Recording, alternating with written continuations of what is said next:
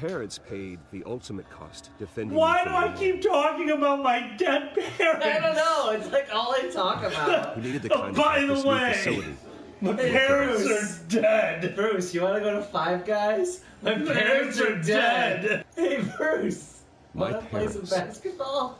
were heroes then. My parents are dead. dead. Hey, Bruce, want to go to the movie? Oh. Today, That's on the right. anniversary That's of that right. fateful No, night, I'd love to go to the we movies. dedicate this What should we facility see? to Thomas My and Martha parents Wayne. are dead. A new No, Santa Fox, I don't want to watch Meet the Parents with you. My parents are dead. Harvey, How dare you? I just finished telling you about my parents. My already. parents You are accused them of dead. being- What? Did you know about this, Bruce? How long has your family been dealing with Falcone? Are your parents dead? Allegations be true? What are you telling us? You have to aim. Get the laser photo. I better X over there. Oh, God. We would have never known that it was a picture of, oh no, your dead parents. Did you see it coming, Xander? Did you?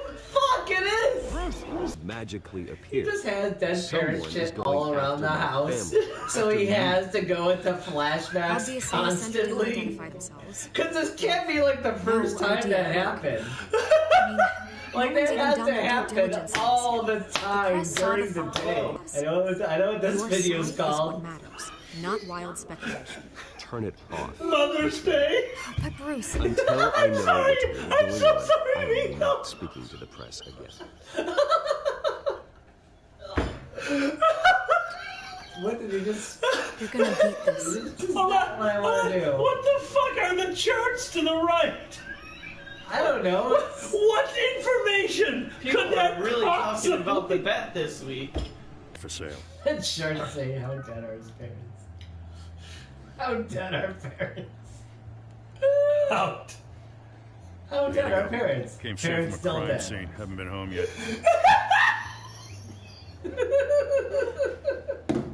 That's one of the charts on the back City's a here. crime scene. We're just walking through it. What you're holding will make walking it much safer. Thanks, Bruce. Well, Lieutenant? Hey, stick You're to gonna Jim. crack up on camera.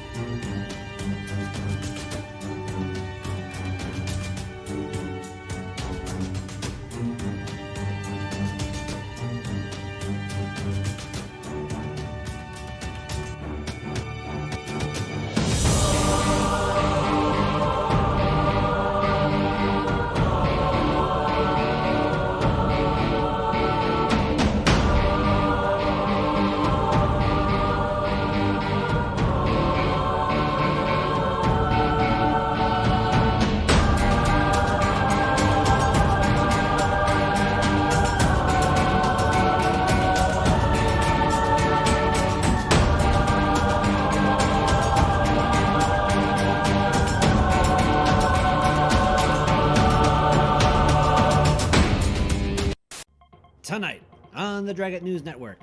Is your cat waiting to eat you? And someone's hand is up my butt. I'm Xander the Blue, and this is DNN. Hello, and welcome to the fake news. We had another Super Bowl Sunday, or as New Orleans called it, Sunday. Everyone's favorite patriotic concussion fest ended with the New England Patriots beating the new St. Louis Rams in what was described as the world's longest commercial for Ambien. This gives Tom Brady his 6th Super Bowl ring, which gives him the power to snap his fingers, taking half the particles out of all the footballs in the universe. There was also a halftime show. The State of the Union finally happened, clocking in at 7 minutes less than the longest ever given by former President Bill Clinton. This would be the second Clinton record Donald had broken, the first being the amount of sucking going on in the White House. The most notable thing about this speech was Nancy Pelosi's clap, which rated 4.3 David Spades on the Sarcastometer. President Trump also recently attributed his radioactive orange glow to his good genes. In fact, 23andMe has traced back his lineage to the homeland of Gritty, America's favorite cross-checking coke addict. President Trump has also been trying to sell his wall again. For a rebuttal, here's a kaiju. Less than an hour.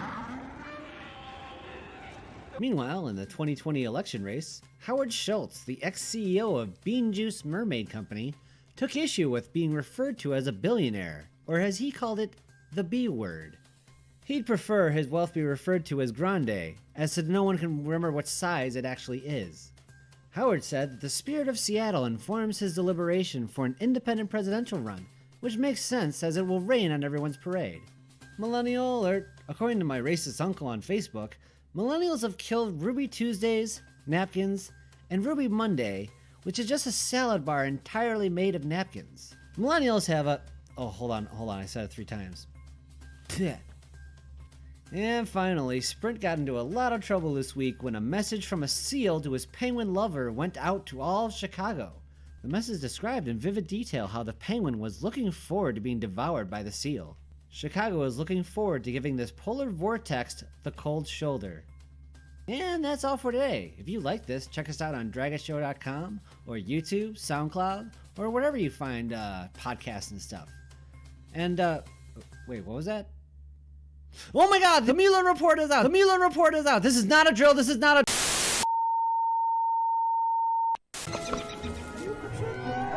Oh God!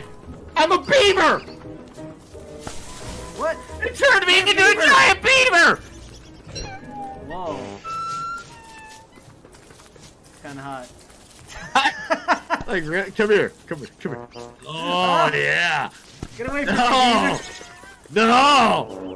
You want to come to my room party, don't you? Oh no! Beaver! Come to my room party! What the hell, Beaver? I wasn't even invited to this. Get out of here. Welcome!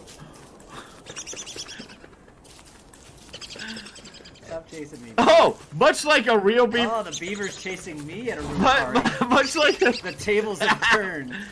Much like a real furry, he eats wood. Yeah.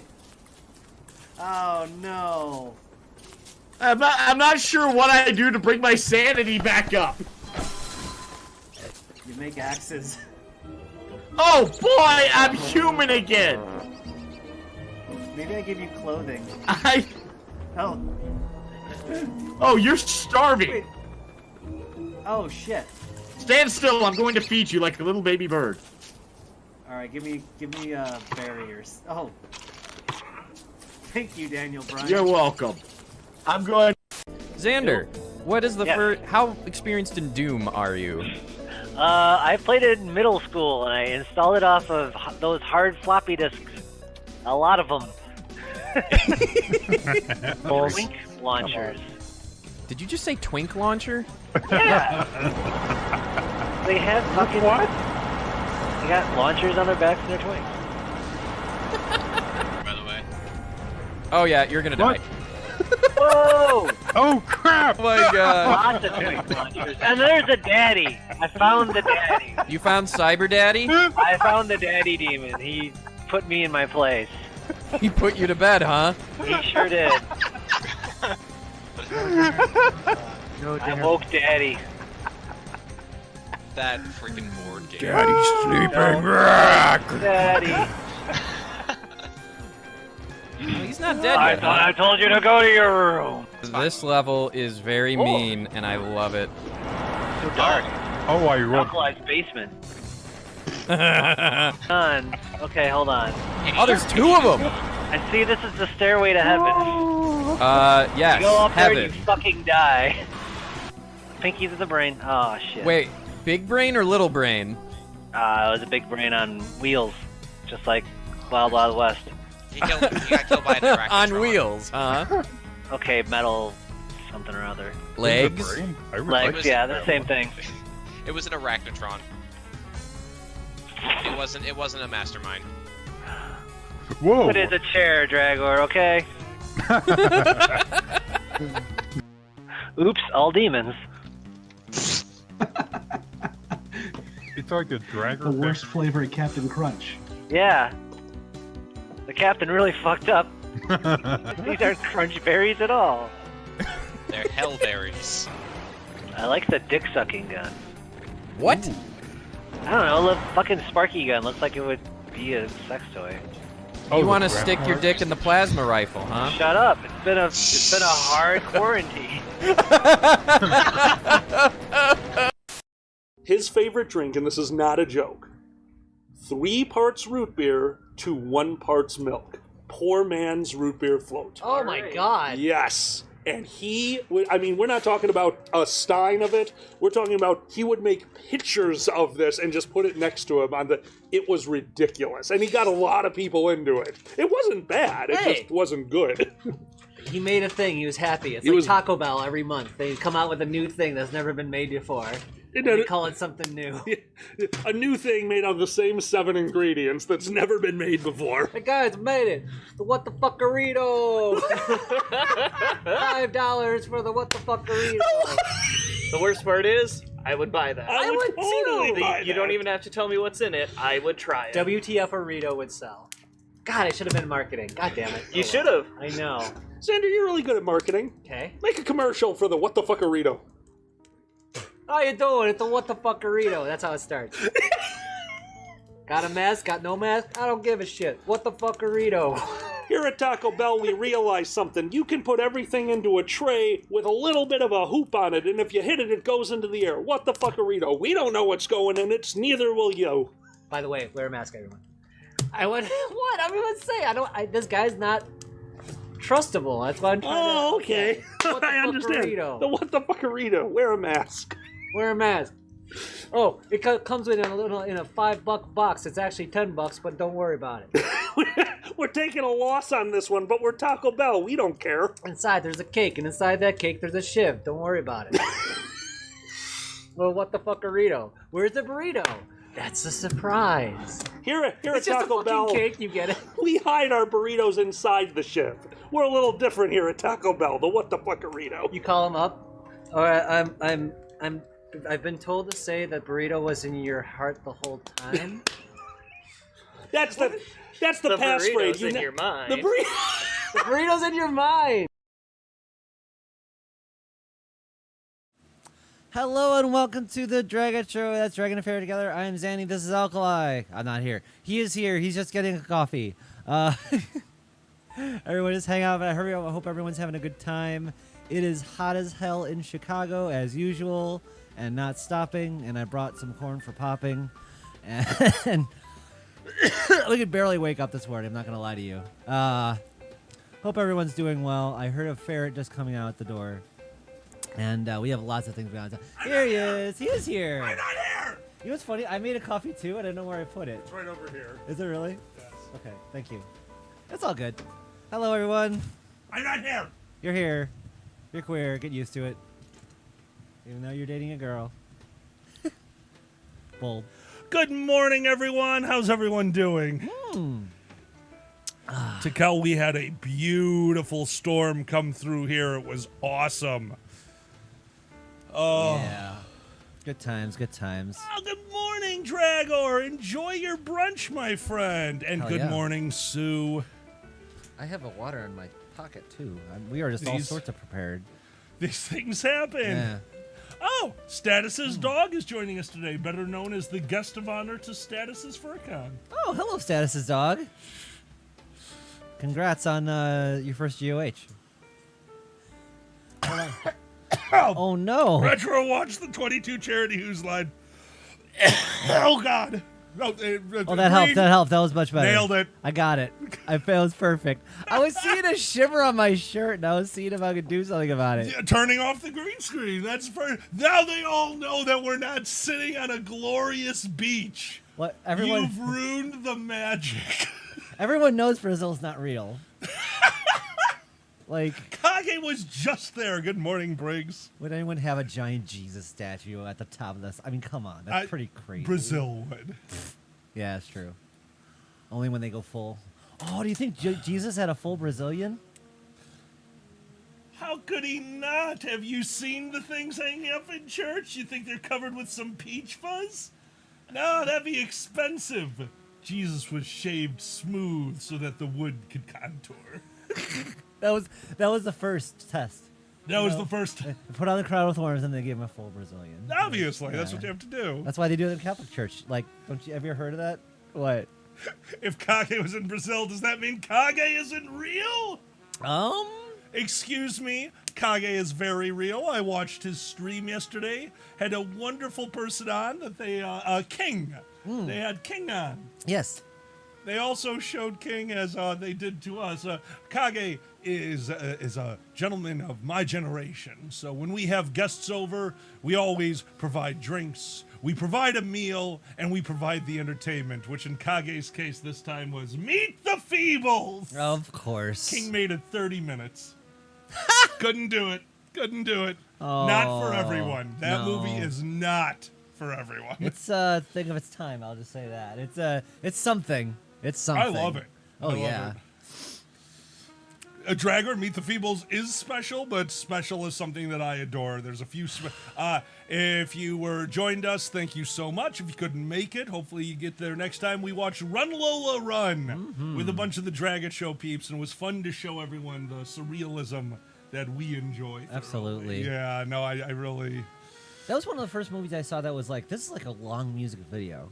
And I could just chill to this. Yeah. You know? Yeah. That's, it is one of the only movies like that. Well, there's a few of them like that. Like Rumble in the Bronx is one of those for me. Like, Rumble in the Bronx is awesome. It's so ridiculous. But that's like almost all just beautiful scenery and running and bullshit. Yeah. You know? No, and again, one of the first, just the way it's shot and the story they're telling. It's a very early version of what Marvel is trying now. It's like, what if there's a bunch of universes, kind of? Yeah. And they don't hit you over the head with it. It's just kind of there.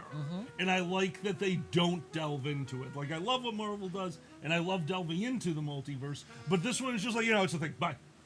Yeah. Well, like, there's the multiverse idea, but there's also the idea of, I mean, it's kind of the same idea, but the idea of if you did this just a little different, your entire life would be different. Yes. That's super interesting. I really liked that. That was a really cool thing to explore. Yeah, I agree on that. And my apologies, everyone. I am just redoing... No, we have it set from yesterday. What's up? Oh, okay. What was our last stream? The video game stream, right? Yes. Good. Okay, so that means our stream points are in effect. If you want to spend any points on those, they're all good. We already turned off the ones that shouldn't... Oh, nope, I have to turn one on. Yes, Dragger. Right. And then. And then. Oh, my God, yes. And then. Or this is the wrong... Zanny, you talk for 2 sorry. minutes, not even. Okay. I just have to turn one on. Hydrate. Hydrate. Hail hydrate. Oh, yeah, absolutely. If you wouldn't mind, fill those up. Yes. I hope you are all enjoying the new points. We set that up for something to do, and I have to say we also love it. So Yeah, it's a lot of fun. We very much enjoyed them. And I am almost there. My apologies. Oh, where is this? That's muted. Sorry. Oh, right. There it is. Sorry, I'm still new to this. Yeah, I'll have to so learn it this takes one, me too. a few moments. Okay, now I know the... All right, we just need to turn on extra shout out. Okay. Shot roulette is not on. Dragon geometry is not on. Okay. Oh, right. And we need to change this as we discussed. That's going down to... Okay. There we go. Fixed. Sorry about all that, everyone. We are trying something new. We love it, but it's new, and new is scary. Yeah, it's more things to learn. Ah! Somebody got one in before we changed the number. Oh, shit. Oh, no. Oh, shit. Do you have I got some coffee. Cobalt coffee. Yeah, What? Cobalt coffee? It's the best coffee. How is it the best coffee? It's filled with caffeine and cum. Okay, wait a minute. What? Hold on. What? What was the first ingredient? Caffeine. What was the second ingredient? I thought so. The third ingredient is a special ingredient. I can't just say the second. The second ingredient sounds like the special ingredient. Well, there's 2 ingredients. You just can't have the list 2. Oh, is there a third ingredient now? You're saying there's a third ingredient worse than the second ingredient? The second ingredient is cum. What's Well- the third? The third is pausing for effect.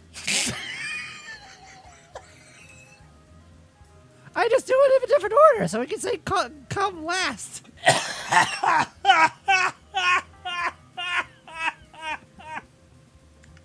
Tikal, we just dropped Cobalt Cacophony down to only 2 times per stream. Yeah. Because I've had to do this voice for years. This is my Cobalt, Goblin, Orc. Look, I'm a very large man. I did this voice for a lot of the Nero bad guys. I don't know why I started doing this. I know why you started doing this. Why? Because of the yell. The yell? This is all just a... And minute. Hey. This is all just stemmed from your... Huh? Oh, shit, you're right. Yeah, when Zanny first got the transition and I started calling them a Cobalt a lot, the line was, Cobalt! And they would do... So that changed into a voice, which is actually really interesting because I love building voices and stuff like that. Keldrock from Nero, you've seen him on the Dragon Show once or twice playing Skyrim, but Keldrock was just this. And it was just a kind of a fun way to talk. But what it actually is Strong Bad meets Jimmy Stewart. That's the breakdown of Keldrock's voice. Yes, I am aware, and that's just the way it goes. Yeah, so I've always loved watching voices Merry get Christmas, created. movie house. I want to see Keldrock do that. All right, and Retro is in. Now, this one we need a real timer for. Could you get a stopwatch down? I got you. And for the first minute of it, they used the second one. Cobalt Cacophony is gone for the day. Oh. We have 1 minute of no cussing. Don't forget, this isn't just no cussing. It's family-friendly Cobalt Cacophony for the first minute. Are you ready? All right, stop. Where's reset? Reset's right there. Thank you. And Cobalt Cacophony's no swearing for 5 minutes. Cobalt's for 1. Go. All right. Don't swear. I need you to go back down to the mines because you are a Cobalt. I'm a Cobalt foreman, and you need to get to work. I don't see any paperwork that says you're in charge. We're Cobalts. We ate the paperwork. I don't even see a square on your head or anything. This is bullshit. It was a triangle, and then I flattened out the sides, and now it's a square, and we ate squid. Oh, yeah, you got a flat top. That's pretty cool. Yeah, really cool. Yeah. Cool. How'd you do that with your horns? Well, have you ever heard of a grinder? Oh, a grinder. Yep, so I got on Grinder and met a barber. He's like, look. Oh, and then you fucked and he took care of your horns? You can't smoke! Oh, no! You're joining me for my last day of tea break. You're joining me for the last day, hooray. You can't just talk about kobolds and... I know, that's why it's harder. Hi, Sigma's alive! Get him! Get him for 1 second. We did it. So you got on Grindr and made Whoopi. All right, no, we're not those characters anymore. Nope, not those characters anymore. Welcome back, Sigma! Thank you. I'm so glad that you made it through. I hope everything went well. Congrats, Sigma. Status pop and lock is because when I stretch, a lot of my joints crack. So that's why I called it pop and lock. It's literally just a stretch break. Pandez, welcome to the chat. Thank you for being here. And I just realized something. Ha! We tricked you. You know what a good way to get some time done without swearing is? A huge thank you to our patron supporters. We win. Mama T, Nikolai White, Cheddar Hair, Dan Wolfhard, Dr. Lark, Sadie the Weather Fox, Erner, Erwolf, Peter the Bear, Pupsins, Rebane, Regda, Status the Ferret, Tikal, Arenis Vlupus, Beaten, Buddy Goodboy, Deadly Kitten, Exendiv, Quixum, Mephidida, Green Drag, Hawk Feather, Maggie, Holt McCassie, New Dark Cloud, Pandez, Something That Got Crazy, Ziggy, and Richter. Okay. Ziggs, Richter, Sasha Whitefur, Seal, Shukin Flash, Silver Godeman, Skyer, Skylar Ringtail, Two Plantains, Lux Vertus, Celeste, Flatfax, John Ravetti, Mikhail, Pafor, QM, Stale Rice, Sully, Tom F, Viju, Willie, and of course our strike opposers, Petrov, Neutrino, Connie, Wolfwitch, Headfox, and Tobotter, Fox Moore, Testcat, Magic Jag, Nisbet, Sudir, Dragor, Benny, Codemasters, Fluff, Gray Foxen, and Briggs. Thank you all so much for your support. If you'd like to be part of that character art, don't forget we have a $40 Patreon level. Feel free to join us there and get in your art for next month. We'd love to see you there. We are getting closer every month to our $1,000 premium cast goal on Patreon. Thank you all for participating. Once we get there, Cooking with Alkali, Dragon News Network, and the like will be part of a monthly thing. Hopefully a little bit more, but you know how it goes. All right, and I think we did it. Our rest of the week will be Multiplayer Monday, 6 p.m. Central. We'll be joined by Pepper, Moore, and hopefully Fox. Fox is flying in that day, so that's not a definite, but hopefully they'll be there. We are back streaming with Boozy again Wednesday, 6 p.m. for a few hours of multiplayer madness on Heroic Hump Day. And, of course, we'll be back on Billiards for Thursday, 7 p.m. Central Time. We did it all the way. I almost said the C word, and we still can't swear for another minute 30 seconds. We need Cobalt News, too. Oh, my God. Oh, my God. Cobalt News would be adorable. Welcome to Cobalt News. Hi. Hi. I pee freely. That's not the name. I don't care. Every cast starts the same.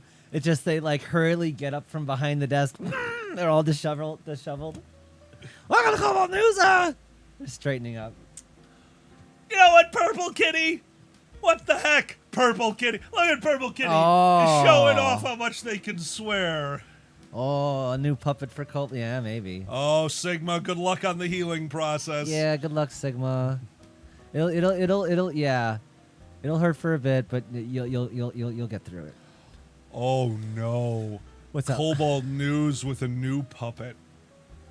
A Cobalt puppet might be too cute. Oh, if we can find it, man. Oh, fudge.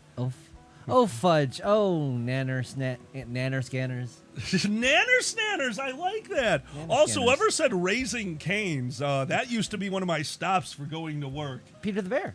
Peter the Bear's got Raising Canes. Peter, I'm jealous. I would also like Raising Canes. I think we might have missed some I'm sure we did. Is he up there? All right, but that's okay because 5 minutes, we did it. Only Zanny can't swear, or only Zanny can't smoke. I'm still on from Tuesday. All right. Wasn't here. Agreed. Hold on. There's the no cursing. We found it. So we have a Hail Hydrate. Cheers. Mm. And a wet kiss. Oh. Thank you all for participating. You're amazing. Love was in the air. Peter, I'm so jealous you're Raising Canes, and we are caught up in chat. We did it. Yay. Yes. A serious biscuit. Biggest, I know exactly what you mean. There's a few of them that I've tried to remove from my lexicon. And I think a lot of us from our generation dealt with this because the two words growing up that were used nonstop, one was gay to signify something being crappy, which is just horrible, not cool. Yep. And, of course, the R word. Oh, man, I was just as bad as anyone else. That word was very heavily used in my grade school, and I've spent the last few years getting it out of my lexicon. Yeah. Like, oh, God. You know what's hard also to deprogram? Obviously not swears, but just as hard. What's that? Saying dude for everyone. I'm like, dude. Like that, as a general thing. I think love that was an biggest. 80s thing, yeah? I Am I still crazy? use dude for a lot of things, but Well, to I me, know. To me, People get that- guys and dude in my mind is gender neutral. However, because it's not that way for everyone, I'm still trying to lessen it. Yeah. I don't know if I'll ever be able to stop using dude. Yeah, that I- one's really ingrained into me. Oh, I know people get it. It's just, I try to. Yeah. I don't know. Oh my God, Sigma. Oh. Love. Thank you, QQH, for your points. Thank you. Yeah, biggest guys is definitely one of my hardest. No. I could switch it over to folks. It is so ingrained in me because don't forget, I emceed for years. So anytime I needed the audience, guys, every time. So the same as when what do we figure out? The word "damn it" triggers me to say Xander because "damn it, Xander" is a very common term in this house before Zanny got the operation. So I've gotten very good at Zanny, which was, I hope you don't mind. That was difficult. I've known you for over a decade, changing Yeah, the I get name, it. and I appreciate you course. helping me out getting through that. But to this day, damn it, Zanny, and then we nod, and then we fight. Yeah. Yeah. Yeah. That's about right. Oh, so. Oh, Cosmic! Okay, that makes sense, Cosmic. Understood. And also, welcome to the chat. Homos. Status, I've started to love y'all. Homos for... Yeah. Greetings, homos. Great! You just go- Homo sapiens. I like it. Oh, cool, I got canceled finally. How? Homos. Homo. Yep. You Did just it. get up on stage. Sup, homos. Sup? Holy Okay, shit. well, we know how we're starting the next Dragon Show at Anthrocon. Let's have Kage guest. Oh, 11 year. Let me make a bigger one. For the third So, one. I love this. Assholes are general neutral. It's true silence. We are not going to talk about who, but I did receive a private message from someone that said, like, oh, I love the new levels, but the Love in the Air one, a little PDA, don't you think? And I was like, oh, maybe I could put a limit on it. And then I realized I really like kissing Zanny, so no. Every once in a while, we're going to do the show the way we want to do it, and it's going to get gay. Yeah, yeah. Hey, if you don't feel always safe doing it in public, might as well do it on stream and piss off somebody. But anyway. Oh, we did real pool. We had a date day. Oh, thank you, Fluff. Floof. Thank you so much for the subscription. And as Cosmic and Foof just reminded us, if you have a Prime membership, you get a free subscription to Twitch. I'm not saying you need to use it on the Dragon Show, but do me a favor, use it somewhere. Don't let Bezos keep that $5. That prick doesn't need it. Mm-hmm. Well, thank you very much, Floof. Yeah, we did a date night recently. Went to start off disc golfing, which, by the way, how did we not think of that earlier? Yeah. That's what's wrong with my shoulder. Oh, shit. So You fucked it up with the, yeah. I pulled a Hail Hydrate. I'll hydrate. I pulled I don't know what the hell I did. I want to say I pulled a nerve, but I don't know what it is. So I had a shooting pain from behind my ear down my shoulder last night, and I realized as I was laying in bed, it's totally from trying to, 16 holes? We had to skip a few. Because we're not willing to throw our discs into the lake. That's $8 I don't want to lose. So we skipped all the water holes because we're pussies. Yeah. That's how it works. I thought we braved one water We hole. did didn't brave one. We Yeah. went for it. We went for it once because it was less chance of, and we still almost lost our discs. We cleared that. That was thrilling, though. You got it over too, right? Even Yeah. though, yeah. Yeah, both of us did it. Yeah. We both, but yeah, that was fun. Really enjoyed that. And afterwards, my deal with Zanny was, we're going to do something outside, and then we need to do something in air conditioning. So found out that the pool hall by my dad's house, which is about 20 minutes from here, is not only still open, but on weekdays, they do open pool from 11 a.m. to 6 for $15. Oh. So we just went and threw down $15, got a table, and played pool for, I think we stayed there for like 3 hours. Yeah, that was fantastic. We learned one thing. Practice pool table really helps you with shot control, with ball control. It really helps you learn the game. It does not help with your shot on a full-size table. We were horrific for the first hour. Oh my god. And the bumpers are so bouncy. Like, Alkali, I launched it upwards once, right? I had so much front spin on the cue ball that it transferred to backspin on the target ball, struck the rail, and almost shot it up into my hand. So that was fun. Yeah, that was crazy. We're like, oh, these are different. This is new rules, if you will. The how fast the balls moved on the table changed. I could not set up a safety shot against Zanny because every time I'd hit it, it would go so much farther than I was used to. Zanny's like, all I can think is, thank God we both suck right now because I am doing horribly. Yeah, we were both adjusting to that bigger table. Status, I am all for it. And no giant tables. No big giant tables. They had no classic, no pockets billiards tables, and they had no snooker tables. I was going to play a game of snooker with Zanny, but that would have been interesting, honestly. That would have taken all day. A 10-foot billiards table with narrow pockets and playing a game where you have 15 red balls that when you hit in a red ball, afterwards you must hit in a color ball and then go back to the red.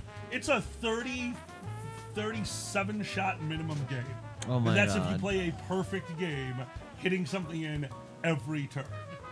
Hear me out. We just put like big golf cups in the things here, and you have mini snooker. Mini snooker. I love mini snooker. You know. Oh. Mini snooker is great. Cosmic? Yes. Exactly. And then we did the nerdiest shit ever and got Slurpees. I felt like I was back in high school. I loved that Slurpee. Hell You yeah. got a cloud Slurpee? What Oh, it was white.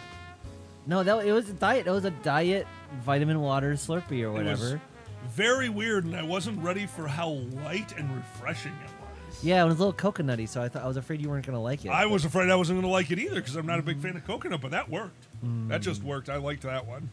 Yeah. Wow. How's everyone doing today? I want to know on your brunch. We've actually, if you didn't notice, every once in a while we'll still do it, the mimosas. But honestly, like a little bit of drinking here and there is great. But yeah, I'd rather save money on the champagne every once in a while. Yeah, we do like to do it every once in a while. It's fun. Hydrate. That said, shot roulette was really fun. Shot roulette is coming back. Shot roulette is probably going to be a staple on certain shows. And, maybe we do shot roulette, and if we miss shot roulette, then we can do Mimosa Monday. Maybe you can do it with weed versions. You get really good, and you make oregano cigarettes, or whatever. That like. Oh my God! What would be the version where? Is there anything you can smoke where it tastes like something different? Harry Potter versions of blunts.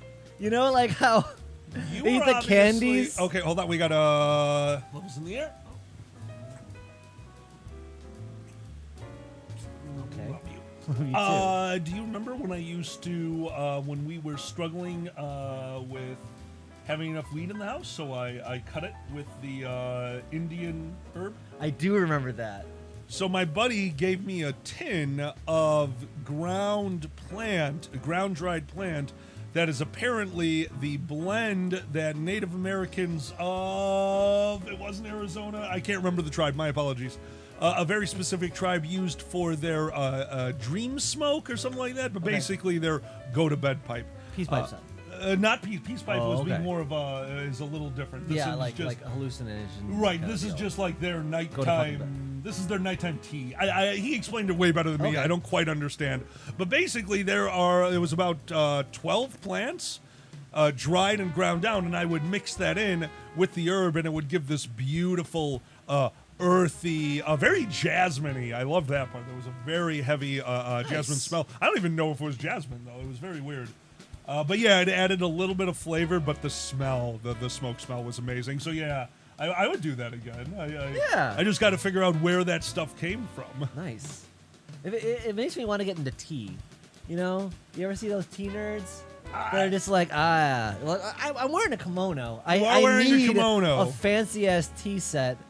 Like I actually went to a tea panel. I think Miss Strawberry, actually. Okay. Zanny's gonna be gone for a while.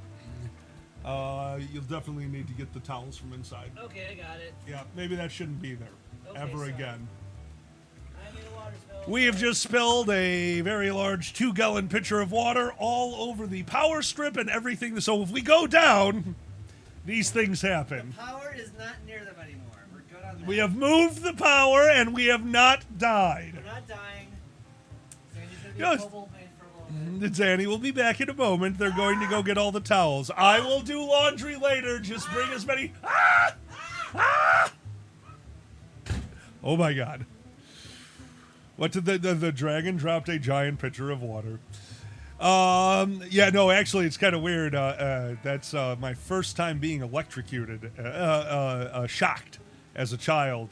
Was my dad's an electrician, so he taught me how to work with electricity. But my dad is a very old school, self-taught electrician. So of course, the way that my father taught me to look for live wires is have them sticking out. Lick your hand and you got to move fast. You can't stop. You go, and if you go, just go past and you get shocked, that's a live wire. You can't go slow because if you touch it, you might get locked there. And I didn't really understood what that meant until I was a kid.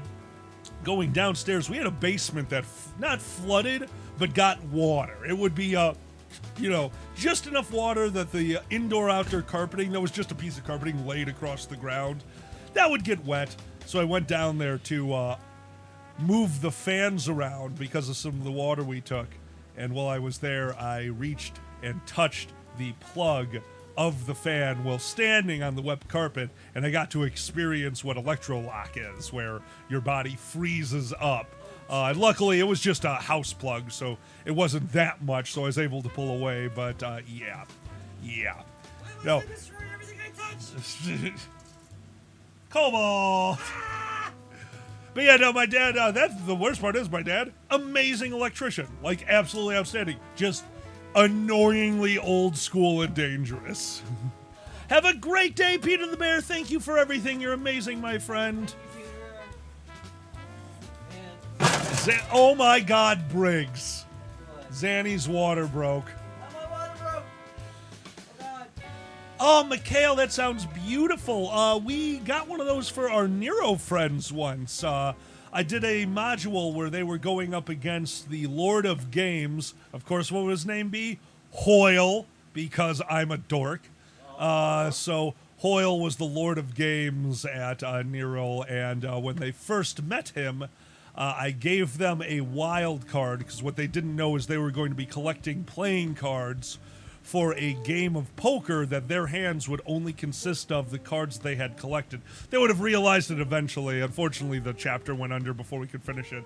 And over that, we did a traditional, there's a name for it, but I'm just going to say it wrong, the Japanese tea ceremony.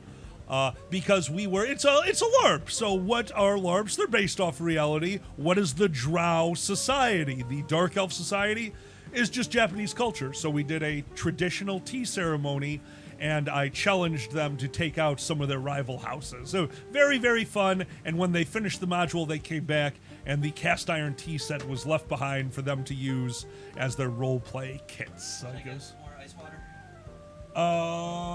We're good for now. I'll grab it in a bit. I'd rather you be on the show. Okay. Sorry. It's water, and you cleaned it. Things happen. Ruin your life. Maybe don't put anything near your feet, like a bong. Ah! Like a bong. Like a bong. Status, thank you for the biddies. As we announced on the last one, all biddies received till the end of the month. All biddies received till the end of the month after we pay our home bills are going towards saving the pool table. We are going to be working towards putting an air conditioning in this garage, because I am literally sweating onto the pool table at this point. We'll probably hold off on getting it until after the season. We're already more than halfway through. But I'm going to wait. Because I'm so cheap, I will wait till air conditioning units go on sale. My lawnmower was bought in the middle of winter. My snowblower was bought in the middle of summer. I will not change. You've been the lawnmower man this year. What's up? You've been the lawnmower man. I have been lawnmower man this year. I have a grass seed allergy, which used to stop me from mowing the lawn. And Miko changed my life one day and just went, "Why don't you just wear your COVID mask outside?" I went, and now I can mow the lawn. Fluff, thank you so much for the biddies. You're amazing, my friend. Fluff. We are not starting an Indiegogo for my fat ass because no, it's bad enough I'm already doing this. Thank you for the follow, having trouble. X-Star, perfect. X-Star, I sweated onto the pool table, Gray Foxen. I hate it. I like my pool table too much. Yeah. Oh, thanks, Nisbet. Nisbet, the only reason you like my thriftiness is because I was part of your fucking finance team at a convention. No, never mind. You weren't part of that convention. We always say when Alkali walks through the aisles, he just hears that song in his head. Do do do do do do do do do do do do do. Sail. There you go. You know what the worst part is? I couldn't remember where the word sail came in. Oh, thank you. Cosmic, thank you so much. Oh, what's going on? Oh, is there a train? Do we have a train going? Is there a train? I can't see. Status, our upcoming conventions, not this weekend, but next we will be going to Megaplex, and after that I believe is IFC. There might be one or two weird ones in the middle there.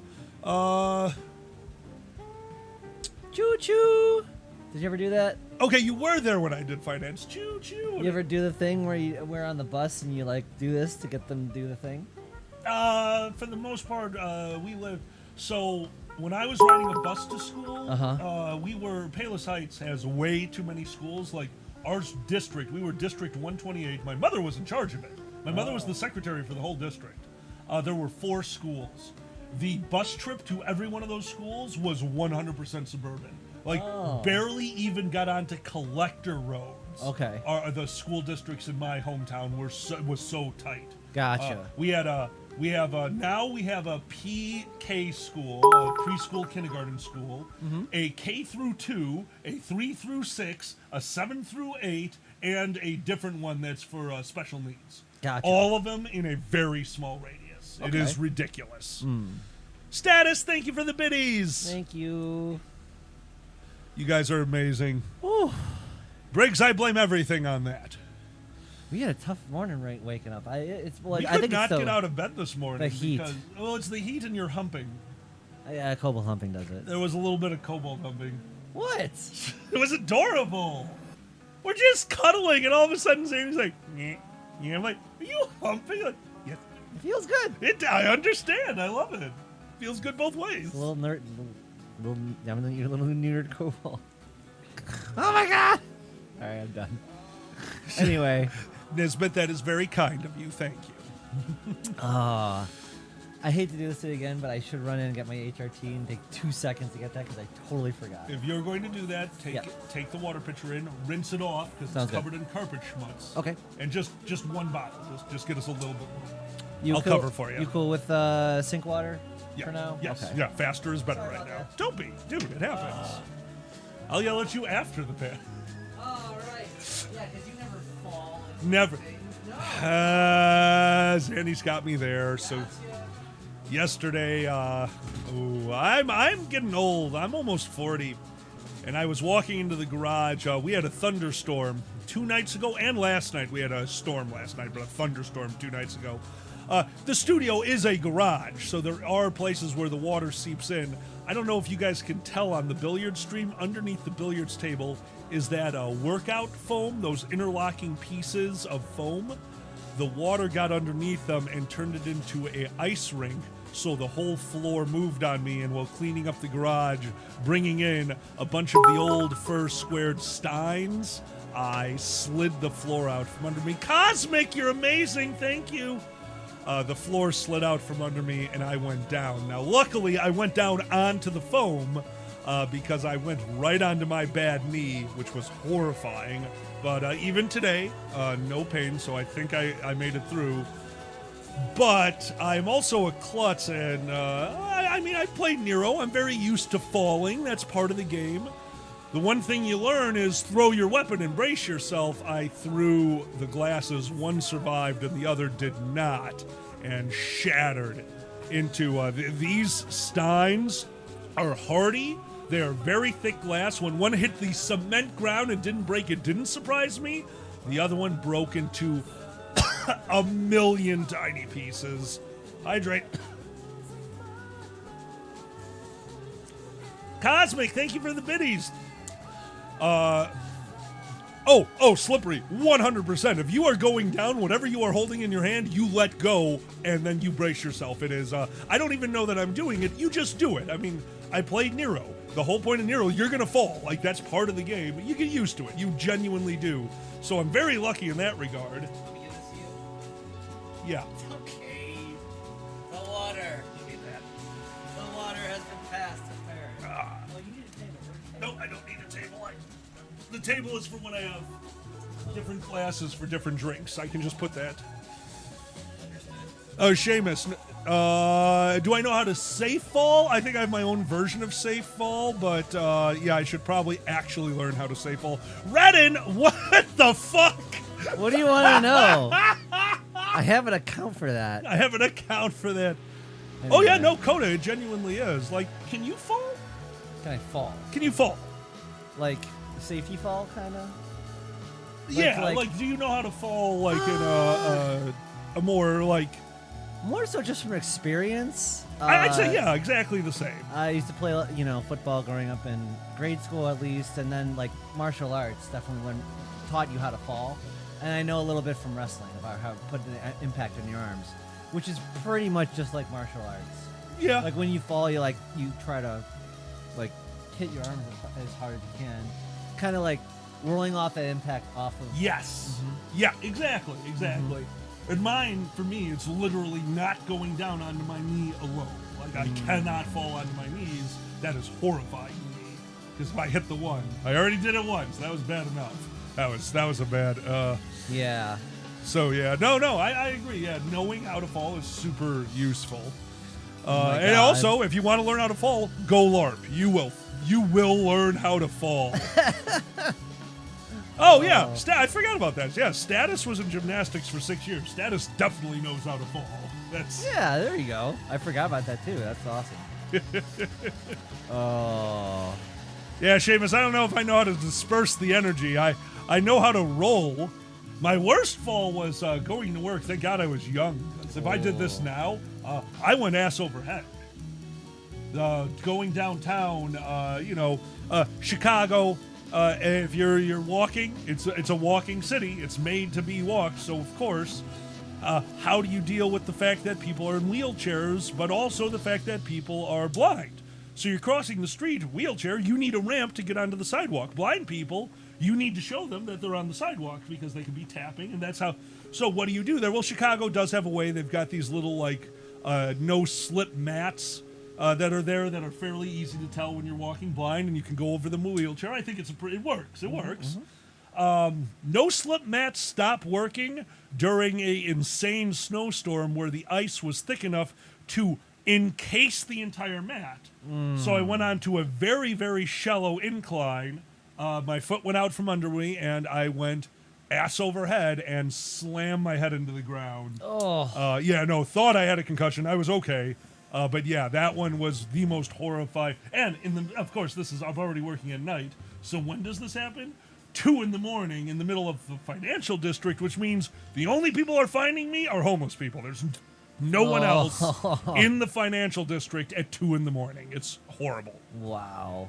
Yeah. Yeah, the only one I did like that was, I think I told you before, was slipping on ice and like, bam, just right down on the armpit. That'll do it. Ooh, so bad. I hate ice. Oh, no problem. Hey, everyone, thanks for joining us again on this beautiful Sunday, which is actually way more manageable than before. We were in here... When were we just dying? Was that on a Sunday or was that on pool? That was pool, wasn't it? When we were born? Yeah. You did! Alkali sweated through his shirt. It was a progress bar of how long the show was.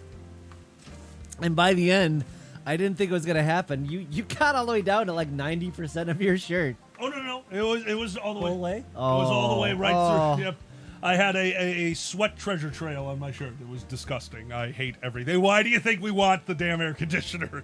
I was just like, no, we're going to hold off till winter. We're going to hold off till winter. I'll get it then. It'll be very, very cheap. I've got a friend who's going to put the hole in the garage. I trust them. We're going to have somebody else. Everything is worked out. And then I was like gushing onto the computer, onto the pool table. Like, nope, it has to happen now. This pool table costs more than the air conditioner. Fuck it. I'm not destroying this thing with my sweat. Yeah. Oh. Jesus, status. Oh my god. Yeah, Sigma. No, yeah. Trying to show a blind person. You're right. Mm-hmm. Oh, redeem Gray Foxen, Gray Foxen, you are very kind. We are going to pay the bills for the house first, and whatever's left over, we will start putting in the air conditioning fund. We'll probably get a status bar going when I get annoyed. Yeah, you know. Oh, Sue! Well, what'd she say? The one time I was texting while crossing the street, and I just missed not being in the lowered curb area and tripped. Spectacular cartwheel in a long winter coat. Welcome back, Retro. Wow, what? That's amazing. No, it is not John putting the hole in the wall. It is my friend who, this is insane, got a message from the city saying that the second floor of their house, which they were renovating, was not suitable to live in, and they had like a week before they were going to condemn the house. And he was just like, okay, took a week off work and built a second story to his house.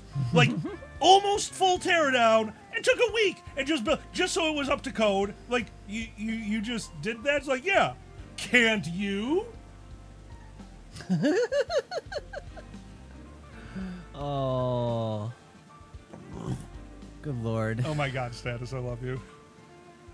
Stop everyone almost dying. This is bad. I'm blaming the heat. Cosmic, I hate this. We are spending about $500 for the installation and everything on the air conditioner, and as of right now, we are within a few hundred of our bills. So, I know. I will start having to put up a status bar for that. I know that you all care, and it touches me. You have no idea what this means to me, but it doesn't mean that I am capable of doing it. I hate this part. I just want to perform for you guys. I hate this part. This is the worst. Yeah. This is the worst part. I know. All right, Nisbet, I will get it up there by the next by the next Sunday. How about if it's a different character, like Shilly Dan? Shilly Dan! Shilly Dan. That's great, Shilly Dan. It's like Steely Dan's shitty cousin. Dude, have you ever listened to Steely Dan music? Listen to the music, like the lyrics. That music is fucking dark. He does not have a song that is not coming from a very dark place. Oh, Retro. Oh, next topic. New topic. Sex with furniture. What do you think? What? What? It's a classic. All this week on Town Talk. So, yeah, but you still have to talk. I have a story about that. Oh, Jesus Christ. I didn't realize you had a fucking... Yeah, you get it, Seamus. God. I love that bit just because I was saying to Alkaline, not everyone gets the whole Geraldo part of it, and you really needed to be in that time to appreciate how ridiculous that part was, because it was every talk show in the 80s that was like hardcore, you know, like Donahue, and there was a lot of those. Yes, right? Mm-hmm. Absolutely. Fucking Oprah was one of the nice ones, you know. Oh, she had a book club and it was all over. Anyway, so now they want to know about fucking furniture. Sue, I love you. Sue, I love you so much. All right, for Sue, I did not stick the land. This is from when Sue went ass over feet. Okay. Cartwheeled because they were texting while walking. But rolled onto my back, waited a beat, then rolled over as the light changed, kicking my feet in the air to finish my texting and waving to the honking cars going by. Sue, I love you. That's awesome. I love it when you can roll like you're a fucking ninja. Like, I meant to do that. Ah, that was me. Like, you ever think there's one more step and just like and you have to tuck and roll maybe? Yes? Sorry, I just read Cosmic's message. Oh, Cosmic, you are far too kind, and thank you. We love doing this with you guys. Like, seriously. Oh, my God. Thank you. Oh, Sue, I love improv workshops. They're fun. The true deer maneuvers. That's really cool, Sue. So, speaking of fucking a couch. Okay. My house, the upstairs was all the bedrooms. The middle floor was the kitchen and den. You know, that was like the family hangout area. We were lucky enough to have a basement that was half finished. It wasn't finished, but it was half finished. Kind of like what we have now, but with carpeting. So we finally put carpeting in the basement because that was the kids' room, the play area. It was the rec room, and we wrecked it. Toys everywhere, da-da-da-da-da. So as we grew older, that room slowly started getting more and more organized. It became more and more of my room in one half, a computer, a gaming table for board games and D&D, and the front half was more of like an AV area where my brother would be. A small couch, a rocking chair, a TV, a VCR, Nintendo. And that was our life. Like, the basement was our area. Parents, they were down there doing laundry, so they'd be constantly checking on us, but that's how it worked. Well, there was a smell that started permeating that basement, and it was getting annoying. And one day I came home, and the rocking chair was gone, and a few days later, the smell was gone. What was happening was my brother had found out how to jerk off. Instead of doing that, they were screwing the cushion on the rocking chair and just flipping it over. So my mother, going down to do laundry, went in the room and saw it smelled bad and decided that, since I think I must have been at Nero or something, I don't know where my brother was. She didn't like organize, but she was just cleaning, and I guess she flipped over the couch cushion and put it down, and then got my father, and they took the chair out to the curb. The sad part of that story, took the chair out to the curb the day before the garbage men got there. The garbage men did not take a chair. Some garbage picker is going to be very surprised that the rest of their furniture is going to be very pregnant. Oh my God. Yep. Oh. Yep. And yep, that is the proper point for us to lose a few viewers. So yep, you wanted the story, you changed the topic. That's what you get. Okay. Since I'm gonna tack this on since it's related. You might remember this. What's that? My mom flipping over the painting. Help me. My comforter. So my bed comforter, when I had discovered jerking it, I did not know what happens with that stuff. Grace, what? Dude, it wasn't even a love seat.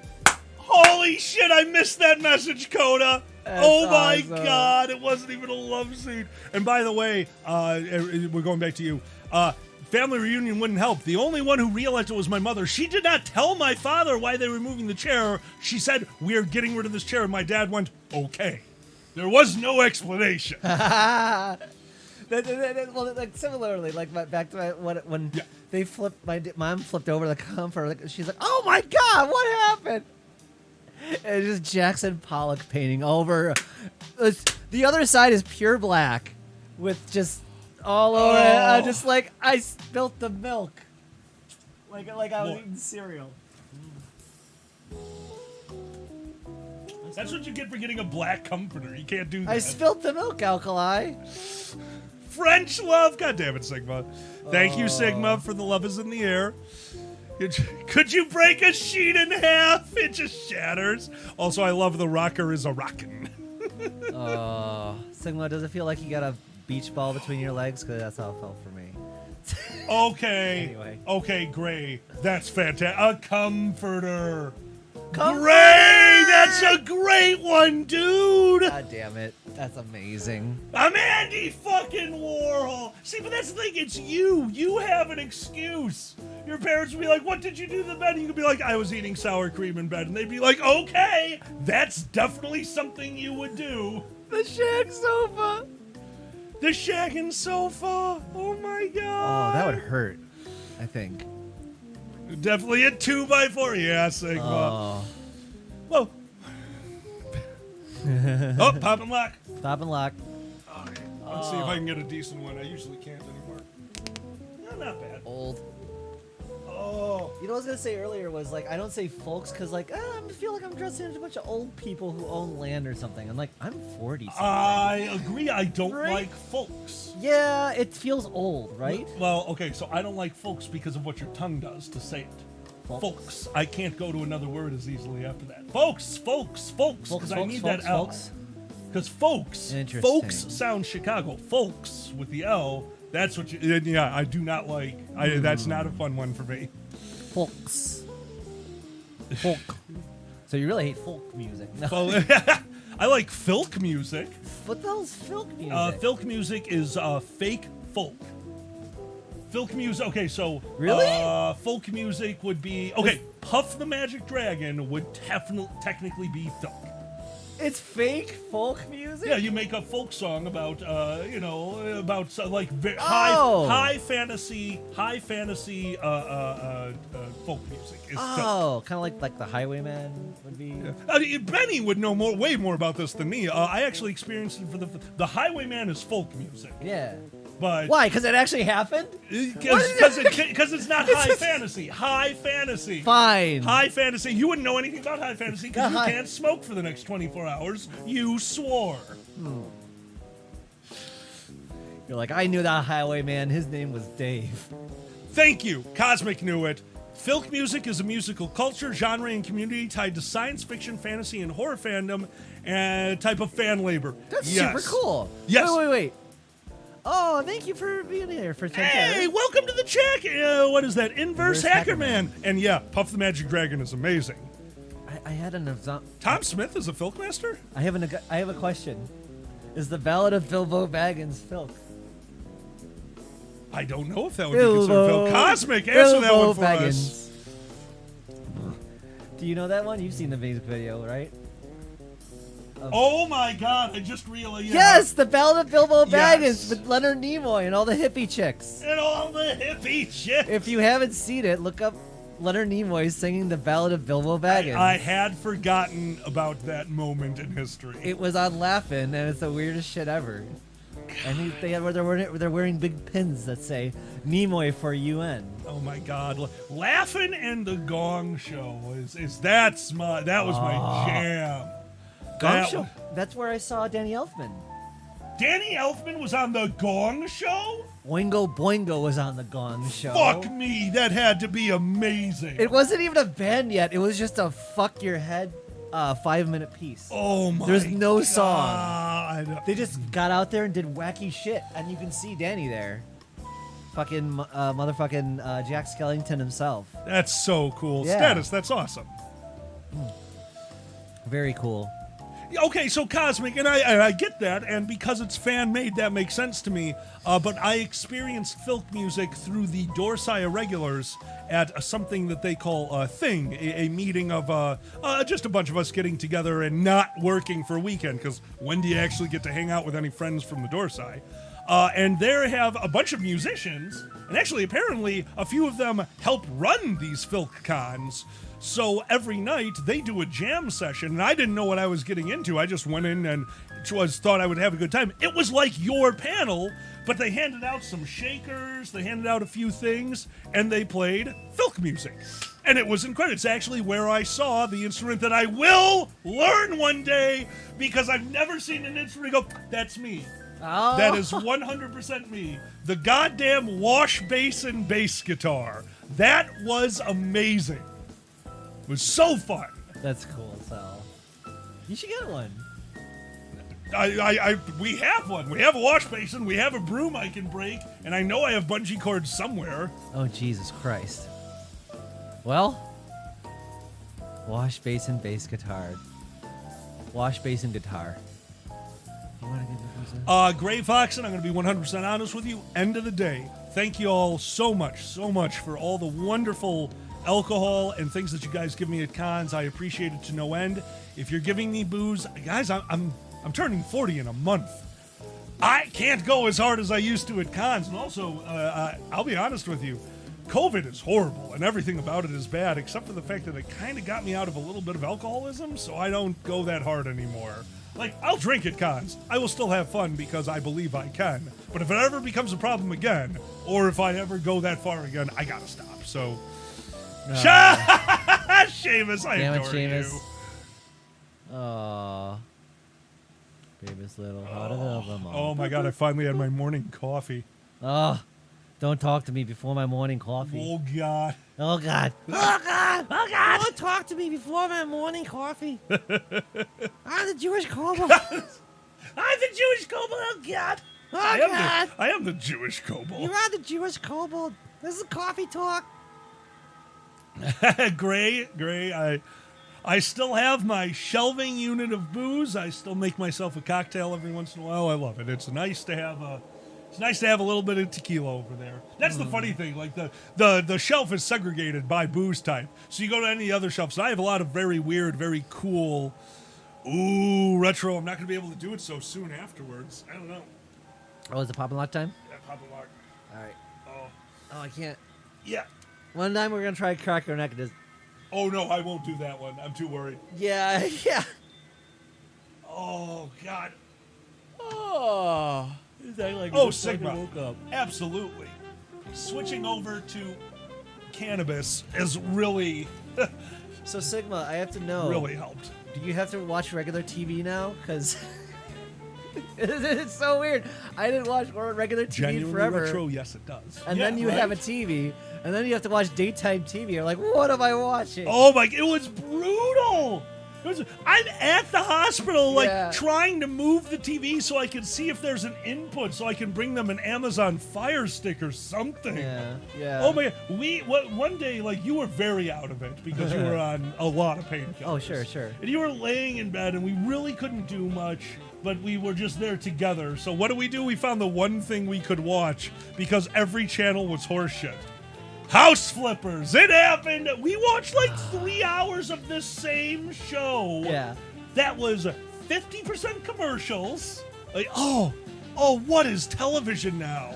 They're like, Nancy and Drew want a house, but they also want to solve mysteries. You're like, oh, no. Right? Weather Fox. Yeah, not being there definitely. I don't feel the need anymore to finish my workday and have a drink. And actually, I don't feel the need to finish my workday and have a joint. I have them when I feel like it. And getting out of that place has been great for me. Yeah. Actually, just talked to them. I just had a conversation with them a few nights ago with Tommy. Cool. Yeah. They've got a new guy. They finally replaced me. Oh. Yeah. He's a young guy. And it is already very obvious that he's just using this place as a stepping stone and has no intention of putting his heart into it. They are a group of 6 people. They can't have somebody who's there and gone. So basically, Tom's all annoyed because to train somebody to do our job, to do what I used to do, the core is going to take 6 months.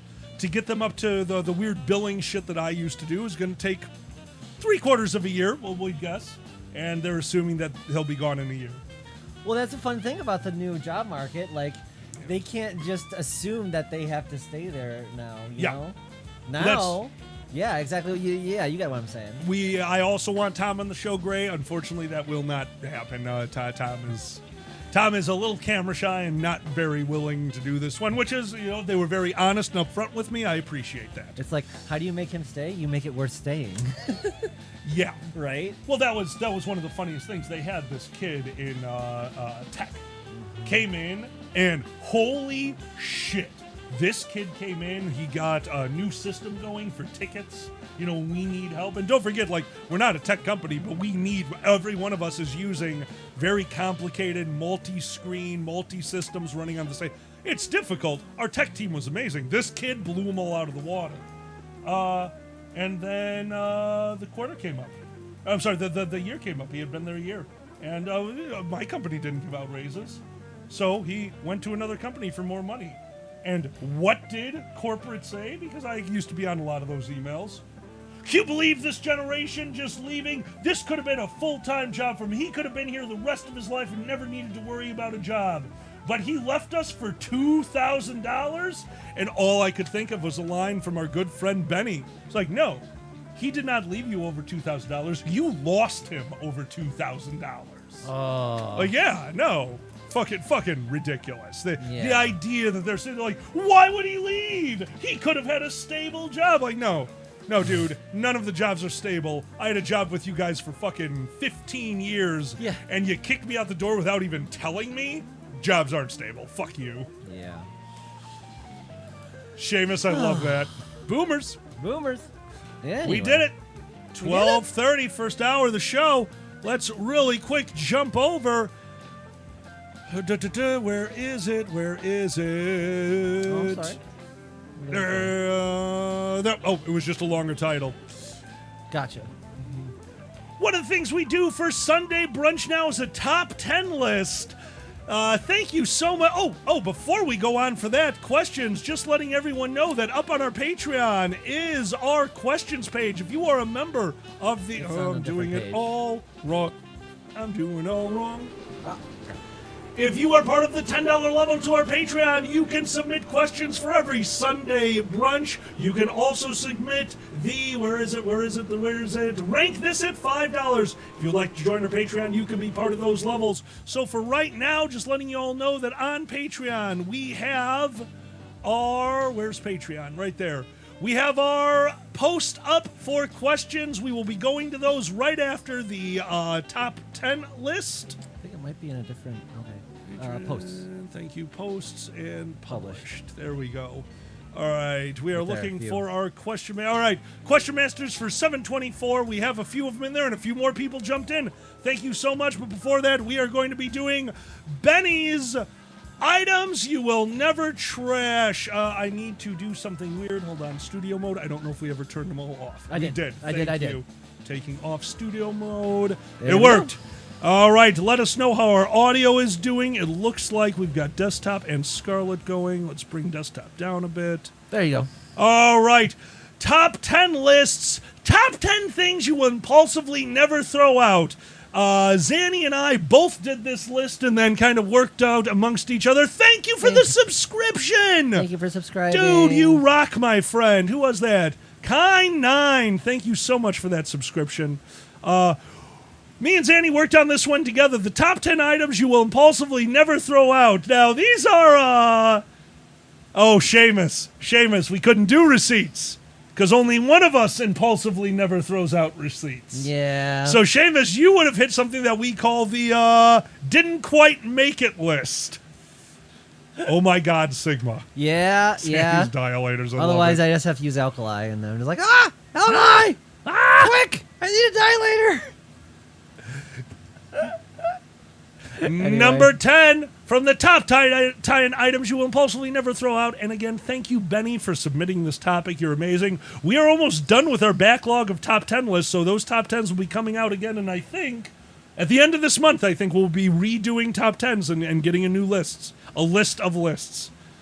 Status, Pens is another one that was on my list, but not on Zan's. It didn't make it. Pens was an honorable mention. Number 10. Old hard drives. Yeah. We have a closet. Of old. There is a fucking megabyte large hard drive from my teen years that is in a box in the closet. Fucking old hard drives. You never know when you need that file of your book report from sophomore year on the Gilderberry Tales or whatever the fuck. I don't know. Oh my! I have an entire hard drive from my last year of college. We did. Oh, thank you so. Oh my God, James! Holy shit! Thank you for the patron support. Thank you, dude. Oh my God! It's so rare that we get patron supporters. It's weird to see that one pop up. Thank you, James. Seriously, thank you so much, my friend. Really appreciate it. But Cosmic wishes they do have. See, Cosmic, I was looking for a reason to throw them out. I couldn't bring myself to do it. I have one hard drive with a full report done by me and 3 other people, a full 150-page report on UPS. It was my senior, the equivalency of a senior thesis that somebody would do for the doctorate. My senior class did for this weird management class I was in.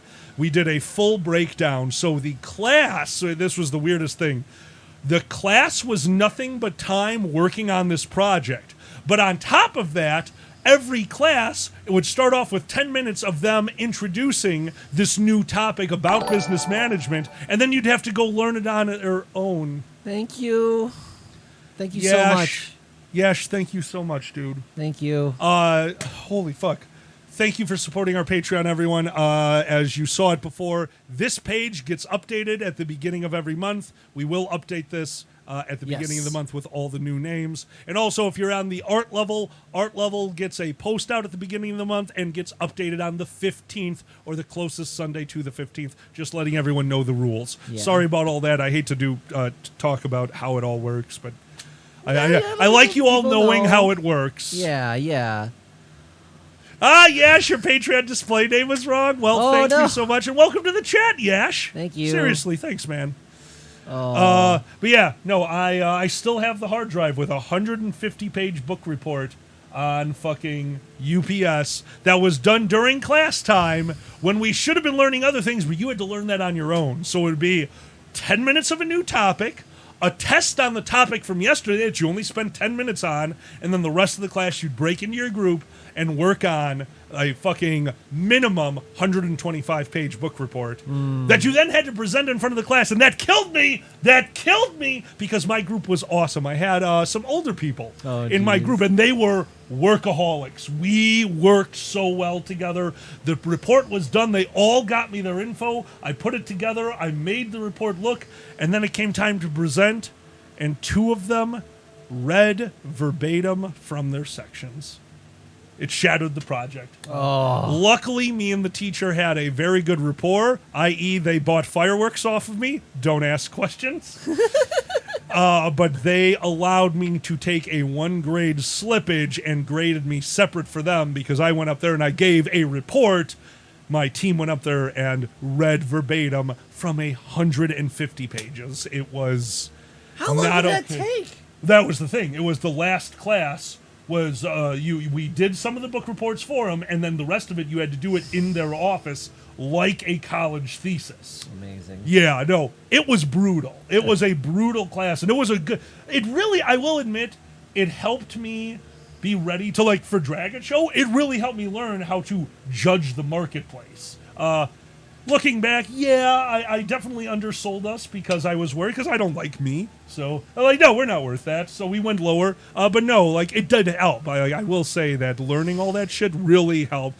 You have 200 terabits of storage? Good Lord, I Slippery. need that. I Sigma has not no more. You don't got a floppy disk, Sigma. I will admit I do save hard drives and stuff, but I also have lost shit somehow. Oh yeah. But that's just me. That's what I do. Furs. I'm ADHD. Oh bitch. yeah, you are. Fuck. Top 10 items you will impulsively never throw out. Number 9. Bed Bath & Beyond coupons. You got so many, in the mail, right? I did too. What music is playing now? It's being really. Our Twitch went crazy. Hey, they just thought they'd get. Just turn it down a bit. That's okay. No, I've got it down on our side. It's fine. Okay. But I think it hit both of us when we first got into being semi-adults and Bed Bath, because you're nesting. You're finally have your place, so you go to Bed Bath & Beyond. God damn it! When you need a random accoutrement. Exactly. I need to chop these fucking onions, and I don't have the onion chopper. What do I do? Honey, where's the spatula? Oh, no. Hey, kids, let's go. Spatula City. And in response to coupons expire, I guarantee you somebody in the chat knows this, until recently, Bed Bath & Beyond coupons, yes, they had an expiration date. They did not expire. Bed Bath & Beyond would take 20% off any item coupons that were years expired. They did not care. Recently, they changed it. Now they have 2 expirations on there. They have the 20% expiration, and if they expire, they go down to 10%. So I am now at the point where the new coupon stays on the fridge, and the old coupons are in a folder. I have never once, I have not paid full price on a fucking dish towel at Bed Bath & Beyond, let alone anything else. The best part, when I went to my Bed Bath & Beyond, they're like, oh, I forgot my coupon. They're like, oh, yeah, whatever. And they would just get one, right? Yeah, no. Bed Bath & Beyond should be 20% off for every coupon. Yeah. They don't care. Yes, Alkali. Status, I'm very much the Karen who clips coupons. When I first moved into my house, I had my career, but I did not have the high stress one I had. Taking the Sunday newspaper from the break room Sunday night at midnight was my hobby. We got the Times, the Sun Times. We had a bunch of them. I'd take them. I'd clip all the coupons I didn't need. I'd take them all. The ones I needed, I kept. The rest of them went into the basket at work. That was my Sunday night, working nights, every Sunday at work. Until I found out genuinely, like, okay, again, I'm a little bit older. Coupons mattered more to me because I was alive for coupon days. When fucking stores would have, come in on Wednesdays, all of your coupons are double coupons. Like, that's when coupons were worth it. Now, newspapers are just advertisements. Coupons are for the most expensive shit, and you need to buy 4 of them for them to work. Unfortunately, I'm not a coupon guy anymore, which is a shame. It was actually a little therapeutic. I just doubt that it helps you in terms of, like, spending less. Oh. This is getting crazy. Not that people don't know. Yeah, I'm not turning it off. Oh, I don't care. This is That's my fine. favorite part of the show now. It's like people know we bang. That's fine. There you go, Cosmic. We honor competitors' coupons. Yeah, that was another one. Oh, really? Oh, yeah. Interesting. My big. Oh, I forget. The kissing gotcha. The kissing gotcha. It did. Well, I was just thinking something about BJ's. Retro says hydrate. Hydrate. Oh, that was it. So, Mike called over and is like, wait, you work for money, right? And you're working right now for... Wait, you already do that. Why are you working more? Because then you clip out coupons we're like, oh, honey, if I don't get 10 boxes of mac and cheese, we're wasting money. And then what you do? What do? You have mac and cheese for, like, ever because it's there. Correct. You know why? Why? Because we would have bought that much mac and cheese eventually, individually. Would you have, though? Mac and cheese. One of my favorite go-tos. Oh. Mac and cheese and andouille sausage. Andouille in the cast iron, making sure to get both sides nice and blackened. Classic mac and cheese, using whole milk, not 2%. Throwing in a little bit of fresh shaved cheddar in there. Not a lot, just a little bit to give that sharp taste. Yeah, Zanny. I would have used enough mac and cheese that we would have done the whole box. And this way, we bought it in bulk. That's how bulk works. You used more than you would have otherwise. That's my argument. But I'm not using something else that night. If I didn't do that, you know what happened? We would have went and got Pizza Hut. That's a $25 ordeal. This way, it's $1. That's not a guarantee. Have you met my fat ass? It's a guarantee. You could have licked the crumbs off the sink. I don't do that anymore now that I've stopped cleaning the sink as often. Mac and cheese. Now we got everyone hungry. Oh, the cashiers, you're pretty fly for a coupon guy. Give it to me, baby. Oh, you out-mommed me, apparently. I very much. Oh, dude. Okay, until you had a... Oh, Cosmic, I can't imagine. Status, how to spend $25 at a Pizza Hut? We live with 5 people. That's how we spend $25 at a Pizza Hut. Big Ben. I'm not fat. I'm economic. Also, hold on. Where to go? Oh, my God. You killed me, Cosmic. Where? Oh. Cosmic, you're amazing. We don't do that on stream. That's a lot of points, okay? That's a lot of points. Oh, no. No Pizza Hut mac and cheese. No. Though I did have the Pizza Hut like pasta once, it was fine. Pizza Hut pasta is like a step below. I don't know what's that place called that that IFC loves. Oh, Olive Garden. Olive Garden, yeah. Pizza Hut pasta is pizza pasta is salty Olive Garden. It's barely Olive Garden. Like I'm not the biggest fan of Olive Garden. When you that's my problem. When you go into a place, thank you, exactly, Sue. That's how I feel about it. When you go to a place that's named after, it's like getting tacos at Burger King, right? Yes. It's just like what the fuck. And I've done that. They were dollar tacos. Exactly. But the greasy spoon, but we have a greasy spoon. Burgers, brats, beef. They do tacos. I don't know why they do tacos. I got them. Oh my God, they are such a greasy mess. I guarantee you, they take these tacos, finish them off, and before they put the lettuce and cheese on, just for 5 seconds, just dip it into the oil and let it fry. Fuck me, it is so greasy and good. Hydrate. Hydrate. Oh wait, that's coffee. That's the opposite of hydrating. Ding. Slippery. Olive Garden was a staple at IFC. They loved Olive Garden. What the fuckerito? Yes. Oh, retro to know. That's what I would think too. Yeah, too much grease. What they're doing is they're closing off the taco, because don't forget that they weren't getting the grease into the meat too much, but don't forget how a deep fryer works. When you put it in, all those bubbles coming out, is everything pushing out of the thing that you are deep frying. You want to get that item out of the oil while it's still bubbling. That is preventing the oil from saturating the item you are deep frying. Deep frying is a skill. Pulling it out at the right time gives you crispy, not that oily mess. It's worth it to learn. So I have to know. Have a wonderful night, Status. Thank you for being here. I know you don't go there as much as often as I used to, especially. Yeah. Did you ever window shop at Bed Bath & Beyond, or for what? Like, what did you peruse one day? There was. What I know. was it? I know you all too well. Like, I'm sure there's the weird kitchen shit. Yeah, absolutely. Yeah, back when before air fryers were a thing, the home deep fryer, skillets, electric skillets. I used to love because I LARPing. I used to love electric skillets, anything like that, and good knives. Knives. I'm an adult now. I bought good knives. I have a set, not a set, but I have 3 really good. This is what I use to cook with knives. Was the Ginsu knife actually really good? Does anyone know? No? Okay, the Ginsu knife was good at a very specific thing. So cutting a pipe. With the Ginsu, well, that's what it was good at. It was not you don't want it for. It's harder to explain it. The Ginsu knife was a saw. Oh. A good knife has most of them were serrated. A lot of Ginsus were serrated.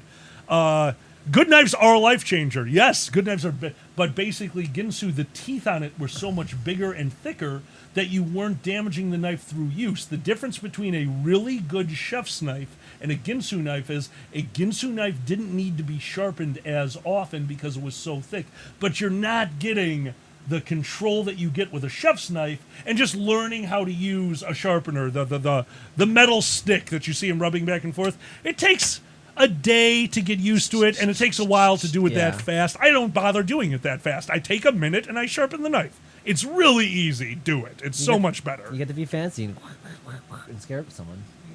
You get to scare the animal characters that are scared of you because you're the cook. QQH has it. Yes, exactly. Anyway. Also, and I could be the big fat chef from Little Mermaid. Exactly. Well, the lobster runs away. Someone said that he had a song. I don't remember him having a song. I forgot that he had a song. It was really good. What the fuck? I love that the chef had a song. That's insane. Top 10 items you will impulsively never throw out. Number 8. Wait. What? Was the chef Odo? Wait. We have to go back and look at that. In Little Mermaid? He does have a very French voice. That's amazing. Oh, I didn't know that. Chef Odo. We'll have to look that up. That's fantastic. All right, next one. Zanny 3, yeah, that one. Okay, Cosmic, that is correct. Home sharpeners are usually those ones that are a wet stick inside a thing that you're sliding the knife through. Those aren't that great for really good knives. Those are good for normal knives. It's fine. It's better than nothing. But no, you want to learn to use the professional knife sharpener, the stick with the ridges on it to sharpen your knife. All right, number 8. Shitty t-shirts. Shitty t-shirts.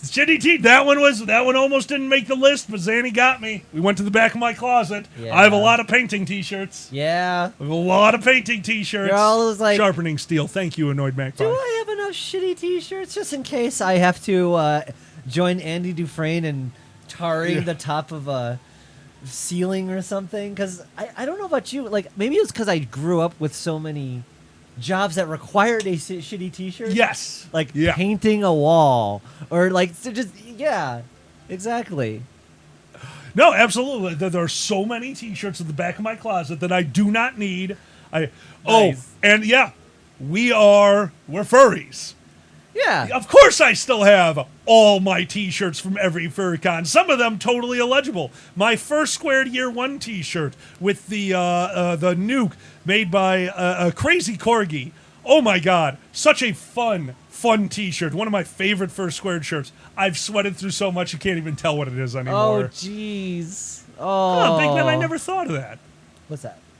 Oh, Sue, I like that too. Make pillows or a quilt out of them. Oh, I should honestly. I might make a pillow out of the one T-shirt I don't wear anymore because it's white and my nips will show through it. But either way, it has sentimental value. It's the Gargoyles shirt I got on our first date. Oh yeah, that's right. It's got the trio on the front. Yep, I love like, that one. They're pointing at something. Yeah. Yeah. Reach out to Wolfia, Big Ben says. Wolfia Nice. does that. Oh! Awesome. It's cosmic, yeah. That's what I need to do. I need to get them out of my closet. Our closet is a little full because, you know, I have all my... I thought, like, oh, good, I'm done with work. I don't need... No, I still do stage stuff. This is still my persona. Button-down shirt, short sleeves, black khakis. It's going to be me forever. I suck at cleaning because I'm just like, what if I need that thing? You're the worst at cleaning. Yeah, that's why I throw things away when you turn around, because you don't know you have them. You don't want to see... You've seen my drawers. I right? know your drawers. I have so many clothes.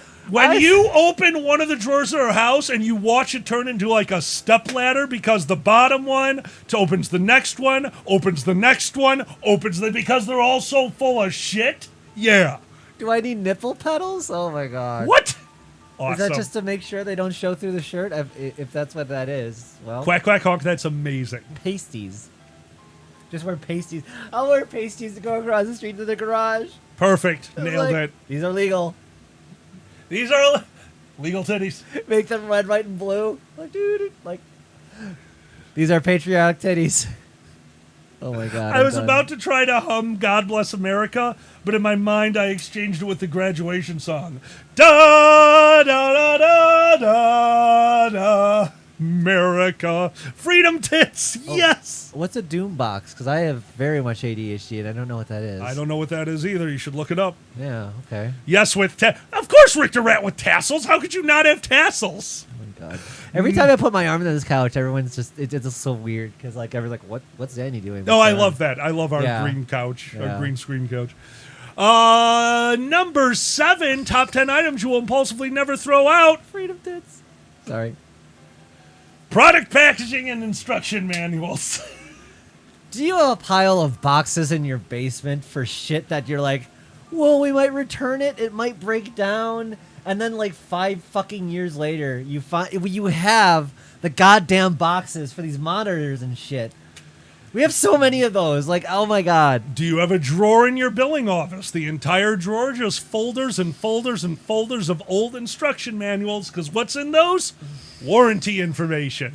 I have a drawer. Anything that I'm like, that I might actually, if I want to repair it, if I think one day I might need this repaired, I'm keeping everything. Oh my god. Now the boxes is more you. You keep the boxes for everything that you think you might need one day. You're not wrong. When we started growing, I used the utility room of the basement. The first thing we had to do was clean it out. We filled the recycle bin twice over with broken down boxes. We had boxes for squared shit. Had boxes. Like, oh my god. Oh my god. Doom boxes. Okay, so Sue has Doom boxes. We'll have to look up what a Doom box is. I'm writing it down in my notes. If you don't mind, I gotta go pee real quick. I'm so sorry. Oh, Retro, don't feel called out. We're doing the same thing. We just have the advantage of having, like, when I got this place, one of my requirements for my own house was storage. And my utility room, my boiler room, is the length of my basement. It's one half a finished basement, one half. That is storage. We have all the boxes down there on multiple tables, on top, on the bottom. Oh my god. Oh my god. I just saw what Doom Boxes stands for. What? Look. Where, didn't organize, only moved. I'm getting a little flashback. There's a name for it, Alkali. The pile system works. The pile system. Oh, that's funny as hell. Sue, our home is about to be filled with Doom boxes. Anyway. Oh, Wild Card 9. I'm so sorry. That sucks. Yeah, Sigma, you just described all my drawers, so. Yeah, Sigma, that's all it is now. You get a lot of underwear and socks when you transition. You could have an underwear and I have an underwear and socks drawer. Underwear drawer, socks drawer. One on top of the other. You know what goes in them? Underwear and socks. You know what would help? What? Folding your shit. I fold all the laundry in the house. I do the laundry. It's folded when I hand it to them. I don't know what... I watch you put it in your drawers and it's folded. I see you open the drawers later. Destroyed. Like, you haven't touched it. Do your drawers hate me? Yes. They do. Nisbet, I will say that, but just a heads up, I will be passing to Boozy as we do co-streaming. 2 p.m. Shadowrun Race to a Billion with Sarathan will be going on. Also, Boozy will be streaming at the same time, 2 p.m. Central. We will be passing over to him. My apologies to the wonderful Sarathan. Please, please, please join either or both of them for their streams, though it might be a little difficult listening to both of them at the same time. Yeah. Co-streaming is one thing, but just 2 streams. Now you're getting into, what was that movie? Stay tuned. Getting on a train. Back to the Future. Oh. Remember the wall of TVs? We're getting there. Yeah, that's true. Yeah. Well, we did like switch just back and forth between channels. Yeah, that makes sense. Sigma, best of luck. I am glad that even without the best relationship, I'm still glad that you guys are talking. That is wonderful. Yeah, good luck. Oh, mine was cosmic. Mine was a secret. Yeah, yeah. Parents had no idea. They still don't. Yes. Which Alkali says I can win any argument with. Yes, you can. Good work, Besieged. I still think you can win any argument. If your parents start fighting with you and it goes too far, all you got to do is unzip, drop your pants, raise your arms, and stand there staring. Yeah. Stand there staring. They will not know what to do. And then you can pull up your pants, go there, and leave. Oh, we'll do. Understood, Sigma. We will check it after the show. You're the best, buddy. Hey, best of luck. Have a safe and swift recovery. Talk to you soon, my friend. See ya. Good luck with the rest. Oh.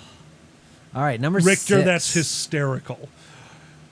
Number 6, top 10 items you will impulsively never thrown out. And by the way, I hope everyone enjoys these top 10 lists. Obviously, yes. All the little segments we do is just giving us stuff to riff off of. So I kind of love the top 10 lists. I do too. Number 6, top 10 items you will impulsively never throw out.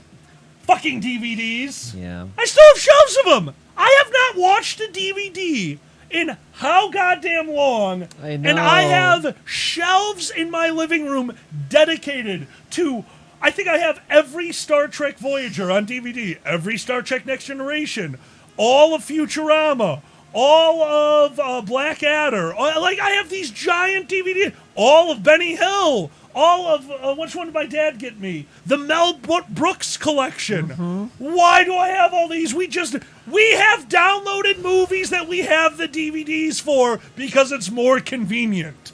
Fuck. I have to say, though, your dad wins the prize, though. When you told me he still had the DVD and cassette DVD, player. VHS player. VHS. Yep. And I said, do you have VHSs? You're like, fuck yeah, we do. They had a wall of VHS movies. The funny thing about watching the generational gap is what I am yelling about right now. Having shelves of DVDs in the living room, which you've seen. It's on the side of the curio. Mm-hmm. Both sides are filled with DVDs. My father has the exact same thing. The exact same curio, because don't forget, we got that because there's a nick in it. And my mother will not take anything but the best. So before Amazon, we got this thing at that furniture store that I took you to, where we got the really nice couch from. Yeah. They bought it from there. It had a nick. My mom called them. They're like, we're sending you another one. Keep that one. I got this one. They got that one. That same one in the same place. All VHS. All VHS in my father's house. Oh, my God. Yeah, no, it's just a generational thing.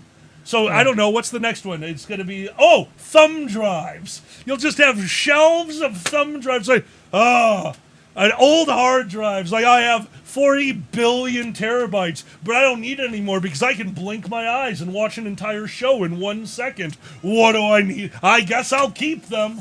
I need to age us a little bit more. I can remember when we used to be like, oh, DVDs came out and you don't have to rewind them? Right? What? Yeah, not rewind. We had a rewinder in my house. My brother still owns a rewinder. Rewinder, really? Absolutely, the auto rewinder. You put in the Yeah. tape, you close it, all it does is like 3 times the speed. It rewinds and it slows down before it would damage the tape, getting to the end with that jerk. Yeah, that's it. We had them in the video. Be kind, rewind. I worked at a video store. Oh yeah, of course you had those. That's right. I forgot you did that. Yeah. Retro, exactly. Yep, tapes upon tapes. Tapes upon tapes upon tapes upon tapes. Once I was cleaning the living room, like, I'm going to organize the DVDs. And you stuck your head and went, why? And I went, and then I didn't organize the DVDs. Like, yeah, no, valid point. Oh, that's the worst. I'm like, I'm just shuffling shit I'm never going to touch again. God damn it. Fuck. Real Cosmic, I love it. We wanted to watch a DVD once, and I think we realized we don't even have a computer with a DVD player in it. Like, I don't think we have a way to watch a DVD right now. Yeah, yeah. Oh, no, the PlayStation. That's what we realized. Yeah. We have to use the PlayStation. Okay. Oh, my Shave him a God. car. That's DVDs. awesome. Oh, DVDs.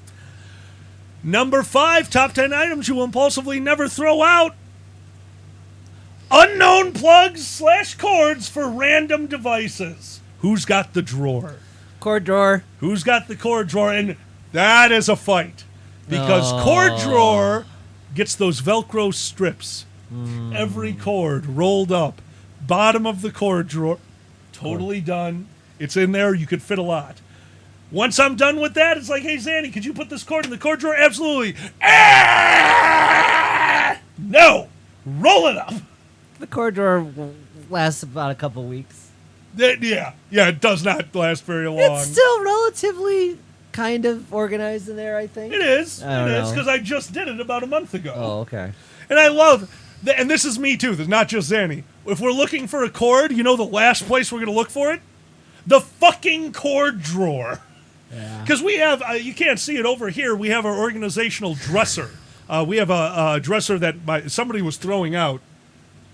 It was you. Oh. That's your old dresser, right? Oh, yeah. Yeah. Yeah, we did, when Zanny moved back in after they took the job out of state, we had an extra dresser. That is our weed and streaming storage. All the cords we need that we use regularly, labeled, segregated. We know what we need for every type of show. We go in there, we put it away. It works great. But the fucking cord drawer? There are cords in there from keyboards. I'm going to talk about computer keyboards. I mean playing keyboards. We don't have them anymore. We got the plug. I guarantee you we have a plug for a fucking toaster in there. We have shit that's so oh, fuck. Yeah. You gotta throw out that drawer. Yeah. Ace the Jungle? Yeah, that was the idea. But that's the anxiety. It's like, what does this go to? I don't know. Oh. You know? Well, I think it's because when we were growing up, there were so many more chords that there's a word for this. When a chord only works for one item. Oh, yeah. Multi-use? I'm not sure. Not multi-use, but basically, like, every item having its own chord was very normal when we were young. So constantly, we would, for me, any electronics, like somebody loses the cord, all right, that's dead. And now you got to figure out how to get proprietary. Thank you. A proprietary chord. I'm so used. That's not a thing anymore. Most things use the same chords. So yeah, no, it's just, I think that's just left over from remembering how it was when we were younger. That you lost the chord, the item's dead. Like you're never using that again. But yeah. Random AC adapter from the drawer. Absolutely. Yeah, no, that saved me. Oh, we don't know that. But it's so satisfying when you have the one and you're like, oh, I didn't throw it out. Yeah. Oh, absolutely. Absolutely. Before USB cell phone chargers, Richter. Exactly. Totally. Alrighty, next. Yep, wild card. There you go. All right. Number 4 on the top 10 items you impulsively never throw out. What? Close them too fat for. It's for me It's for too. both of us. Yeah. I have a bunch of 1X and 2X shirts that do not fit me. Yeah, it's like, this is my goal. I'm like, I have some clothes that are just way too small. But hope upon hope, I will not give it up. You gotta have that goal shirt, man. What keeps me going? Every once in a while, I'll get back down to my 2Xs. Every once in a while. I haven't tried them in a bit. I don't know where I'm at right now. Mm-hmm. Yeah, Ace. Yeah, exactly. I have shirts in there from high school. I'm like, oh, I don't fit in that anymore. I could throw that. I should throw those out. I should really get rid of those. And I did a while ago. I went through and got rid of some stuff, but no, there's a bunch of stuff in there that I do not fit in. Mm-hmm. It's really weird when you actually look like it's like, oh, look at that, actual muffin top. Oh. All right, Ocean Current XL shirts are good for sleeping. You know what my size shirts are good for sleep? Blanket. You just call my shirts blanket. Or cobalt. Cobalt. Oh, you're so cuddly. Yeah, we last a little bit before it gets too hot, but these summers, man. It does. Number 3, playing cards. This one's a me thing. Yeah. This one's a me thing in the house. I have an old cigar box. There were these tinier little cigarellos. It's just a long box. It's perfect for a deck of cards. It fits in there perfectly. I'm a hand trick musician. Love's in the air.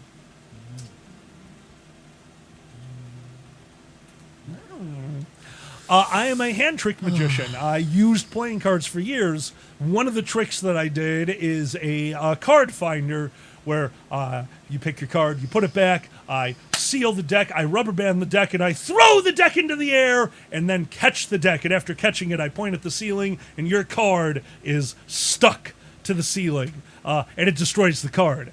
I probably have 40 or 50 decks of cards in boxes in the cabinet that are old Magic decks that are missing cards because a card trick that tears up the card.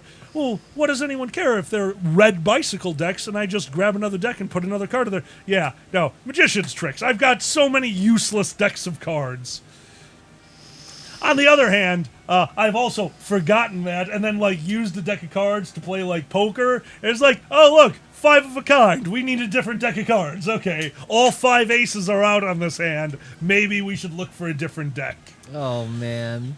And especially anyone out there who does Magic, you'll know that certain cards, don't get me wrong, bicycle cards, always good. I'm not going to buy fucking bicycle cards to destroy a deck. So I would go through those super generic cards that you could find. And I don't mean just the regular, the ones that look like red decks from, the drugstore. You could find way cheaper decks than that. So when I would find one that had a good slip to it, that the cards felt like they could slide against each other easily and not get destroyed with a little bending, I would buy so many of those fucking 50-cent decks. They would last you for about 2 weeks, and then they were broken. It is true though. I'm not much of a cards person, but we do. You never know. Oh yeah, you never know when you need that deck of cards for because it does come up, doesn't it? Absolutely. We have had instances where we did not have the deck of cards around where we needed the fucking deck of cards. Well, especially when we're party hosts, we're drinkers, we like playing our games. There is nothing like a good game of King's Cup. Oh. So we should just bring the 17 of shovels. Oh my god, we should just bring the box of cards and just say, all right, we're about to play the world's longest game of King's Cup. I have no idea what cards are in here. There's going to be jokers. Let's go. Oh, man. I wouldn't be surprised if some of my old double-siders are in there. You and I just play King's Cup on stream, just back and forth. Yeah, absolutely. Oh, Good God, Lord. we're going to die. Yeah, we would die. Whew. I feel like we need to expand this to board games. Wait. What's that? Are you talking about impulsively never throw out a board game? To me, that's not impulsive. That's not impulsive at all. Unless you lose a piece. Okay, I will take top 10 things you impulsively never thrown out. Board games missing a piece. Yeah, I could see that one. But you're not throwing out board games. I will always replay a board game. I think I still have a copy of Chutes and Ladders. I've got nephews. I'll play Chutes and Ladders with them. Amazing. Which I believe is called something else actually. What is? Chutes and Ladders was. I think Indian at first, so snakes and snakes and something like that. You're right. Snakes and ropes or something. Maybe that sounds right. Yeah. This is trivia I should know. Somebody might know. Yeah. Anyway, all right, we're getting there. This is now the top 2. So number 2, top 10 items you impulsively never throw out. This is a me thing, isn't it? You don't keep your plastic bags? You always... One bag of plastic bags can be at the bottom of the pantry. One bag. Zanny keeps... If I turn around after going to the grocery store, all the plastic bags will be gone. And I'll know they're somewhere in the house. They are somewhere in... They are so useful. Plastic bags are wonderful, and I'd rather keep them out of the landfill. Agreed. We have a Jewel by us that has a plastic bag recycler bin. I don't mind keeping a bag of plastic bags. We don't need, and I just did a house cleaning a month ago, 8 bags of plastic bags, some of which were bags of plastic bags. Didn't need that. Look, sometimes you needed a little inception in your life. You're like, oh, there's more plastic bags.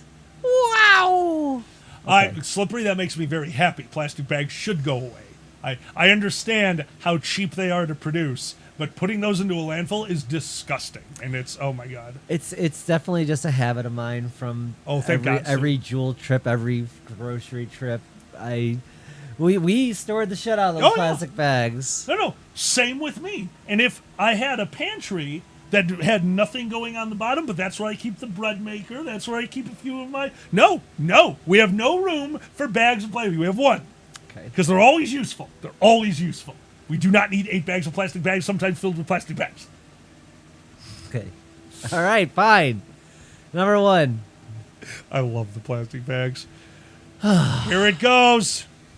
Top 10 items you impulsively never throw out. Number 1, the U.S. Constitution. Number 1, the memory box. Yes. The memory box / old LARP gear, the Letterman jackets, those sentimental things that sometimes aren't even sentimental anymore. Yep. You can't. U.S. Constitution, Seamus!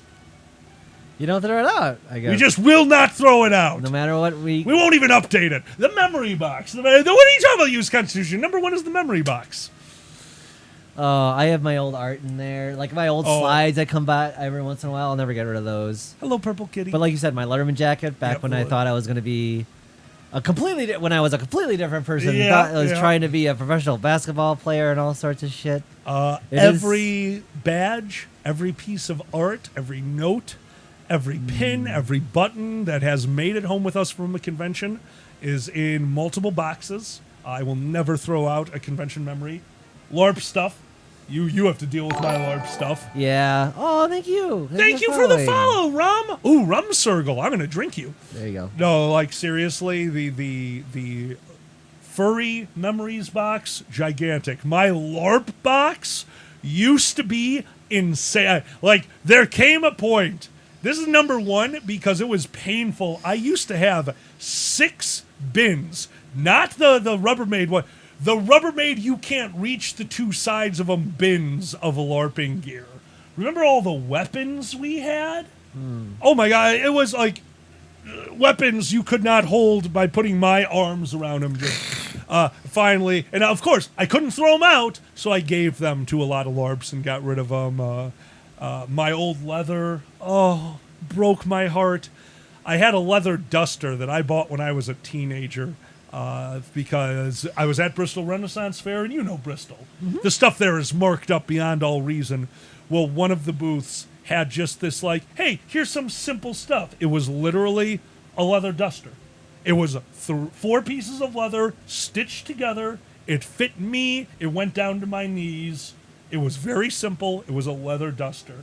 I had that thing for over a decade, and I must have just been so tired coming home from a LARP event that rained. I put it in a bin. I never took it out to dry. I went back into the bin the next time I LARPed, and it was covered in mold. Broke my heart. I'd had that thing forever. It was getting old. It was getting ripped. That. It was bad. Like I should have retired it years before that, but to lose it entirely, yeah. That one hurt. That one hurt. Yeah. What about you? Do you have a? I mean, the worst memory stuff I lost was all my old art from high school. My mom put it in the basement under all like you get where this is going. Yeah. Under one of the big kind of shelving units, basically like a table with a bunch of shelves in it, and you could slide stuff under that, and flood happened, and all my art was gone. Oh, okay. See, now art, that's painful. Yeah. That's a lot of work that that hurts. I'm sorry, baby. It was funny. At least mine was like created emotional attachment. Yours, like you put your soul into that. That hurts. Well, at least I had slides of a lot of them. Good. So. That's good. Yeah. I'm bad. I have an art piece. I have at least one art piece missing, but at least I have pictures of them. My probably one of my best art pieces. I don't know what it was, but the look of my persona in it was so gorgeous. Done by the amazing Susan Van Camp, and I have no idea where it is. Oh fuck! Probably my top 3 pieces of art. Number 1 being the chair. That is hands down the most beautiful piece of art that you have. That's the most beautiful piece of art I own. Like, that thing is so gorgeous. It's a really good one. But I'll never figure out where that one went. And I hate not having that. Yeah. Oh no, Sue! Oh, Sue lost her old high school, college yearbooks. I couldn't find my old yearbooks. Yeah, similar. Are they not in the memory box? I could not find them in the memory box. I at least had my senior year one, but yeah. Oh, Rum Circle, thank you so much for the biddies, my friend. Seriously, and welcome to the chat. But what I have is good enough, and give me that memory march, if you will. No. And then, all right, we're going back to the normal view. So that was top 10. Thank you so much, Benny. If you enjoyed our top 10 list, by the end of the month, we should be done with our backlog. We usually get top 10s about once a month. We get enough to finish off the month. Just reminding you that if you would like to be part of this, top 10ers are part of, why can I never find anything? Rank This. $5 level on our Patreon for Rank This. We will be kicking out at the beginning of the month the new list for you guys to all participate in.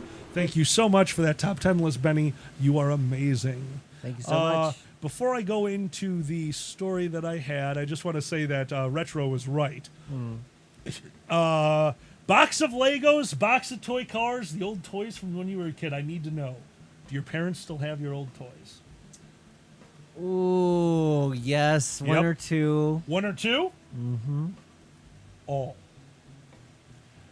My parents' house has a traditional crawl space. If you don't know what that is, that's where you take the full foundation of the house. My basement is half the size of the house.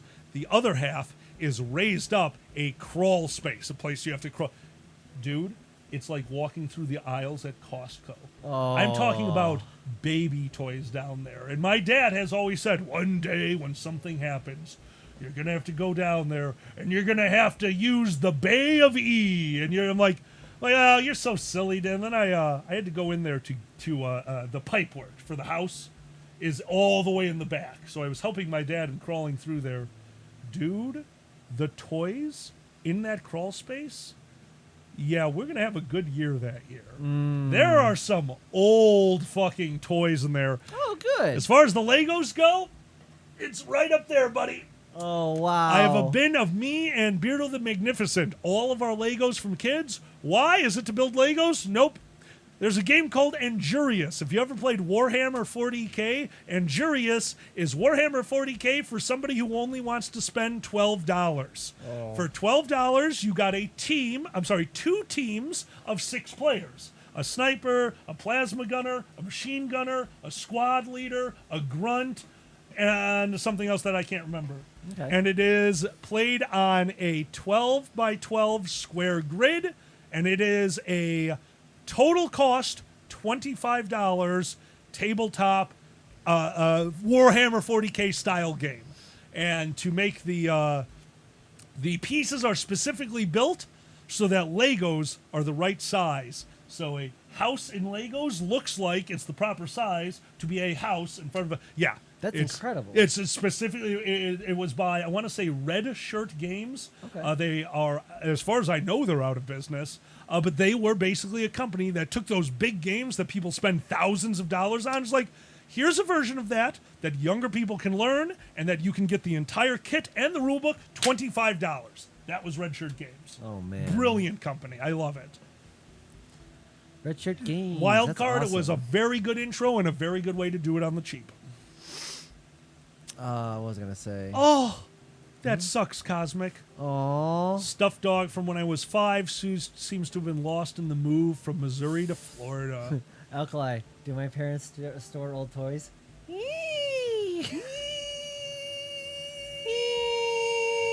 Well, that just lost us a bunch of viewers. Yeah. Referring to the Furby I found in the closet, for those who don't know. Anyway. I have not played Kingdom Death Monster yet. No, that sounds amazing. Kingdom Death Monster. Oh, man. Well, thank you all for being here. I think it is time. Shout outs. Shout outs. It's a part of the show. Boom. Shout outs. Shout outs. Red Soul Cup. Here we go. We're gonna pull a name from the hat. The hat's inside. I don't know where it's at. Shout outs. Shout outs. I wonder who is next. Shoutouts is another one of our Patreon levels. Every Sunday we go into shoutouts and pull out 3 names for $3. You can be added to the group. The way it works is we will continue to pull out names until this entire hat is gone, until the entire cup is gone. When it's done, we get everyone back and reshuffle the names. This week our first shoutout goes to...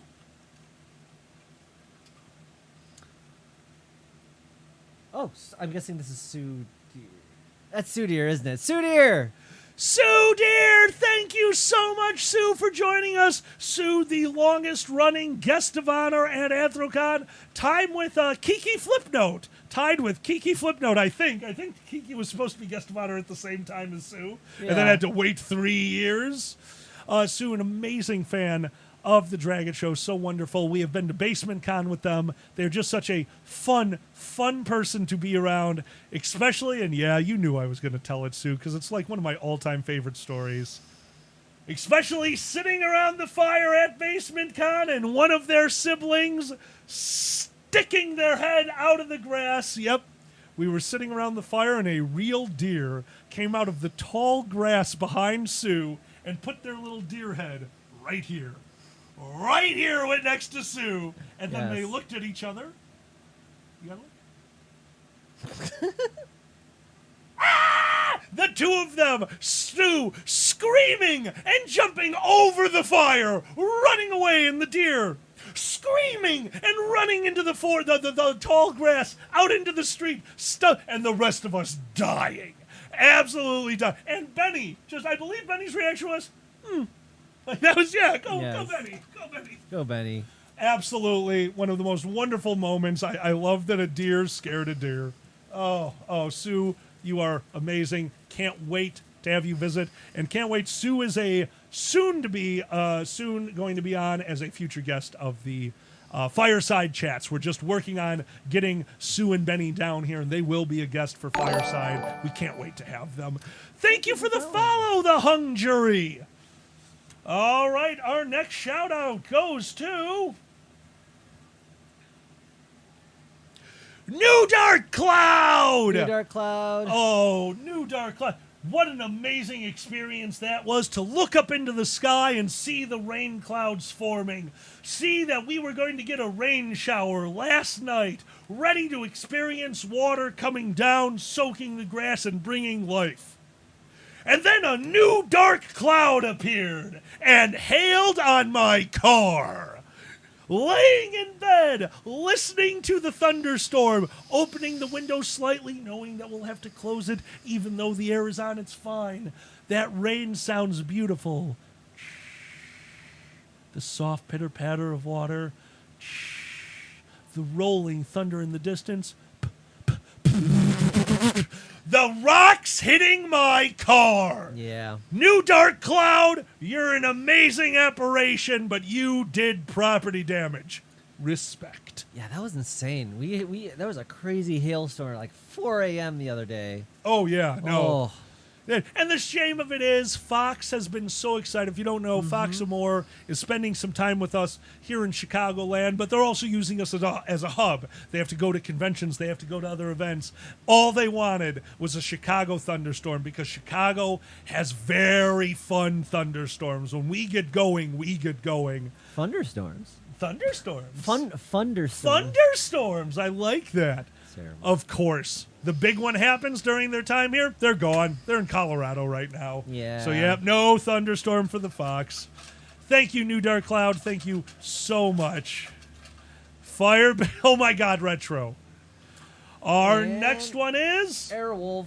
Erwolf! Oh, Erwolf. Thank you so much for your support. My friend Erwolf has been part of the show for quite some time, and their name is a full misnomer. Not an error at all. It's simply a line of code. That's right. Airwolf, they thought it was an error. It's the password to get into. That's right. Alkali's fucking gate hot tubs. That's right. Erwolf is the password. Not an error at all, but Erwolf. Using them to be the password to get into Alkali's gay... What was it called? Alkali's gay fuck tubs or hot tubs? The fuck tubs. Yeah. It was Alkali's fuck tubs. That's right. Alkali's fuck tubs. That's right. Walking into that style of bathhouse, punching in the code, which is Erwolf, and seeing nothing but a bunch of claw feet hot tubs with nude fat men's blowing into a pipe to give them bubbles. Oh, bathhouse have never been more satanic. Oh my God, that was not what I was going for. Okay. Sanitary. Not satanic. Oh my God. I mean, it's true too. If you want to go with this, anyway. True. Satanic church. You're just like, yeah. Anyway. Oh, you know when you type in Airwolf's name and it's correct, it'll say yes because but God doesn't make mistakes, and it fades and you see the guy is fucking. So. Oh yeah, that's how it works. Uh-huh. Holy shit, Cosmic, that's good. Bathtub blood ritual. Sounds pretty satanic, yeah. I just like the idea of you walk into like a dark warehouse with every tub having its own bubble blower just standing there. Their lungs definitely nurtured over years and years of weed smoke. Oh my God, they're just... So now all the bubbles are just weed smoke coming out of the tub. Yes. It's a reverse bong. Oh my God. Reverse bong. I love it. Reverse bong. Oh, Retro. I like that one. It's like not blow, right? Thank you so much for our shout-outers for the week, and because I need to stay organized, I'm putting it away so we don't lose track. Seriously, guys, thank you so much for your support. It means the world to us. God damn it. What's the hell? No! It's not a mistake. Tikal! Oh! God damn it, buddy. Oh, my God. Oh, come on. He needs something to be angry about. That's why he needs us. That's right. Like, he needs us to, like, get angry about in the morning. Anyway. Like, oh, what did they do fucking now? Furries. What the fuck? Fuck tubs? What? Fucking furries, are they getting marketed to? How? How did you do this, God damn! I was in, it's funny, I went to an arcade meet recently, and they had a pinball machine. I swear to God, it looked like Zootopia, the pinball machine. It was Animal People Cops, and you were playing it. I was like, did someone at Disney see this shit? Because this is really suspicious. I love that shit. Police force! Oh. God. Oh my God. I love Tales from Police Squad. Zootopia pin. I can't remember what it was, Slippery, but I put out what it was on my Twitter. I can't remember. Some of those animals were hot. Police Force. That's what it's called. Seamus called it. I'm sorry. Yeah. Richter, thank you so much for the subscription. Seriously, man, we appreciate it. Thank you. Oh my God, Retro. All right, it is about 1:30. We're going to head over to questions. Before we do that, if you're enjoying yourself, please give us a moment and click that follow button. It really helps us get word out to you when we are streaming. If you really enjoyed, subscribe. If you have a Amazon Prime subscription, don't forget you have a free subscription to anyone on Twitch. Use it once, and please use it. I don't care if you use it on us, but make sure Bezos doesn't get to keep that $5. Thank you all so much for being here. We're going to refresh that screen now on questions and see what we got. Oh, we got a lot. So whatever ones we don't get to today will be covered during the week. We're going to start off with our early ones. Regda, thank you so much for your question. What is your favorite smell of something that you also hate the taste of? Awesome. Ooh. Awesome. Gasoline. I haven't tasted it. Wait. Oh, no, you wouldn't have.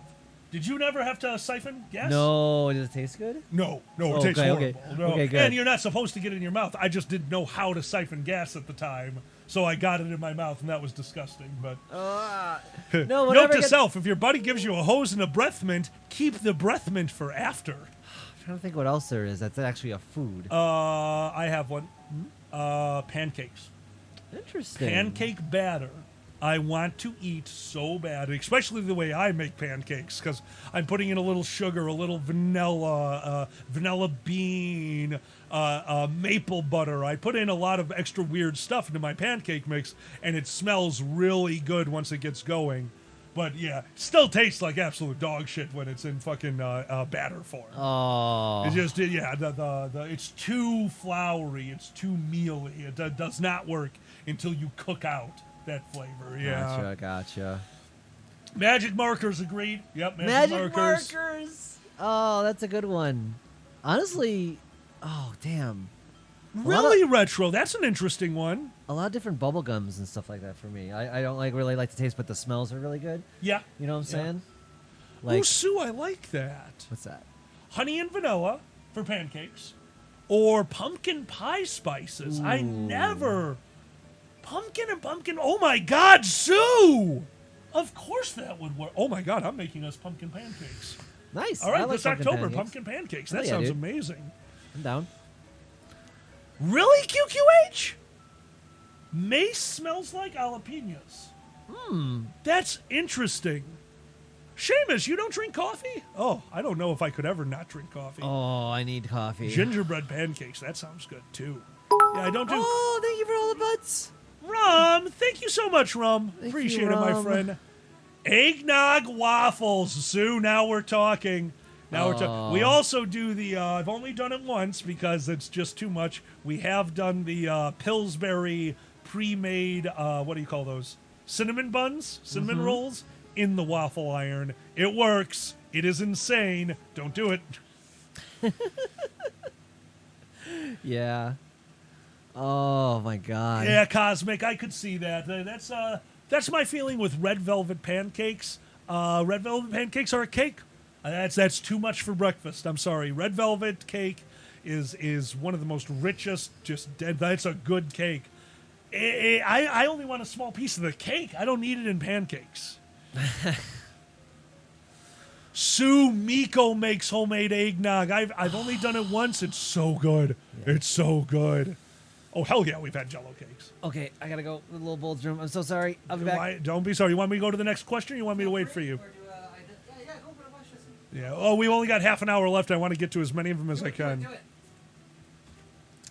Our next question comes from the amazing Benny. Benny asks, what food is not considered a breakfast food but should be? Oh, wow.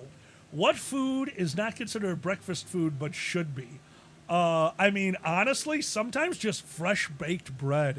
I'm talking about a good, hearty, crummy, like a white loaf. Right away, you toast that up. Like that and jam is a better breakfast than most.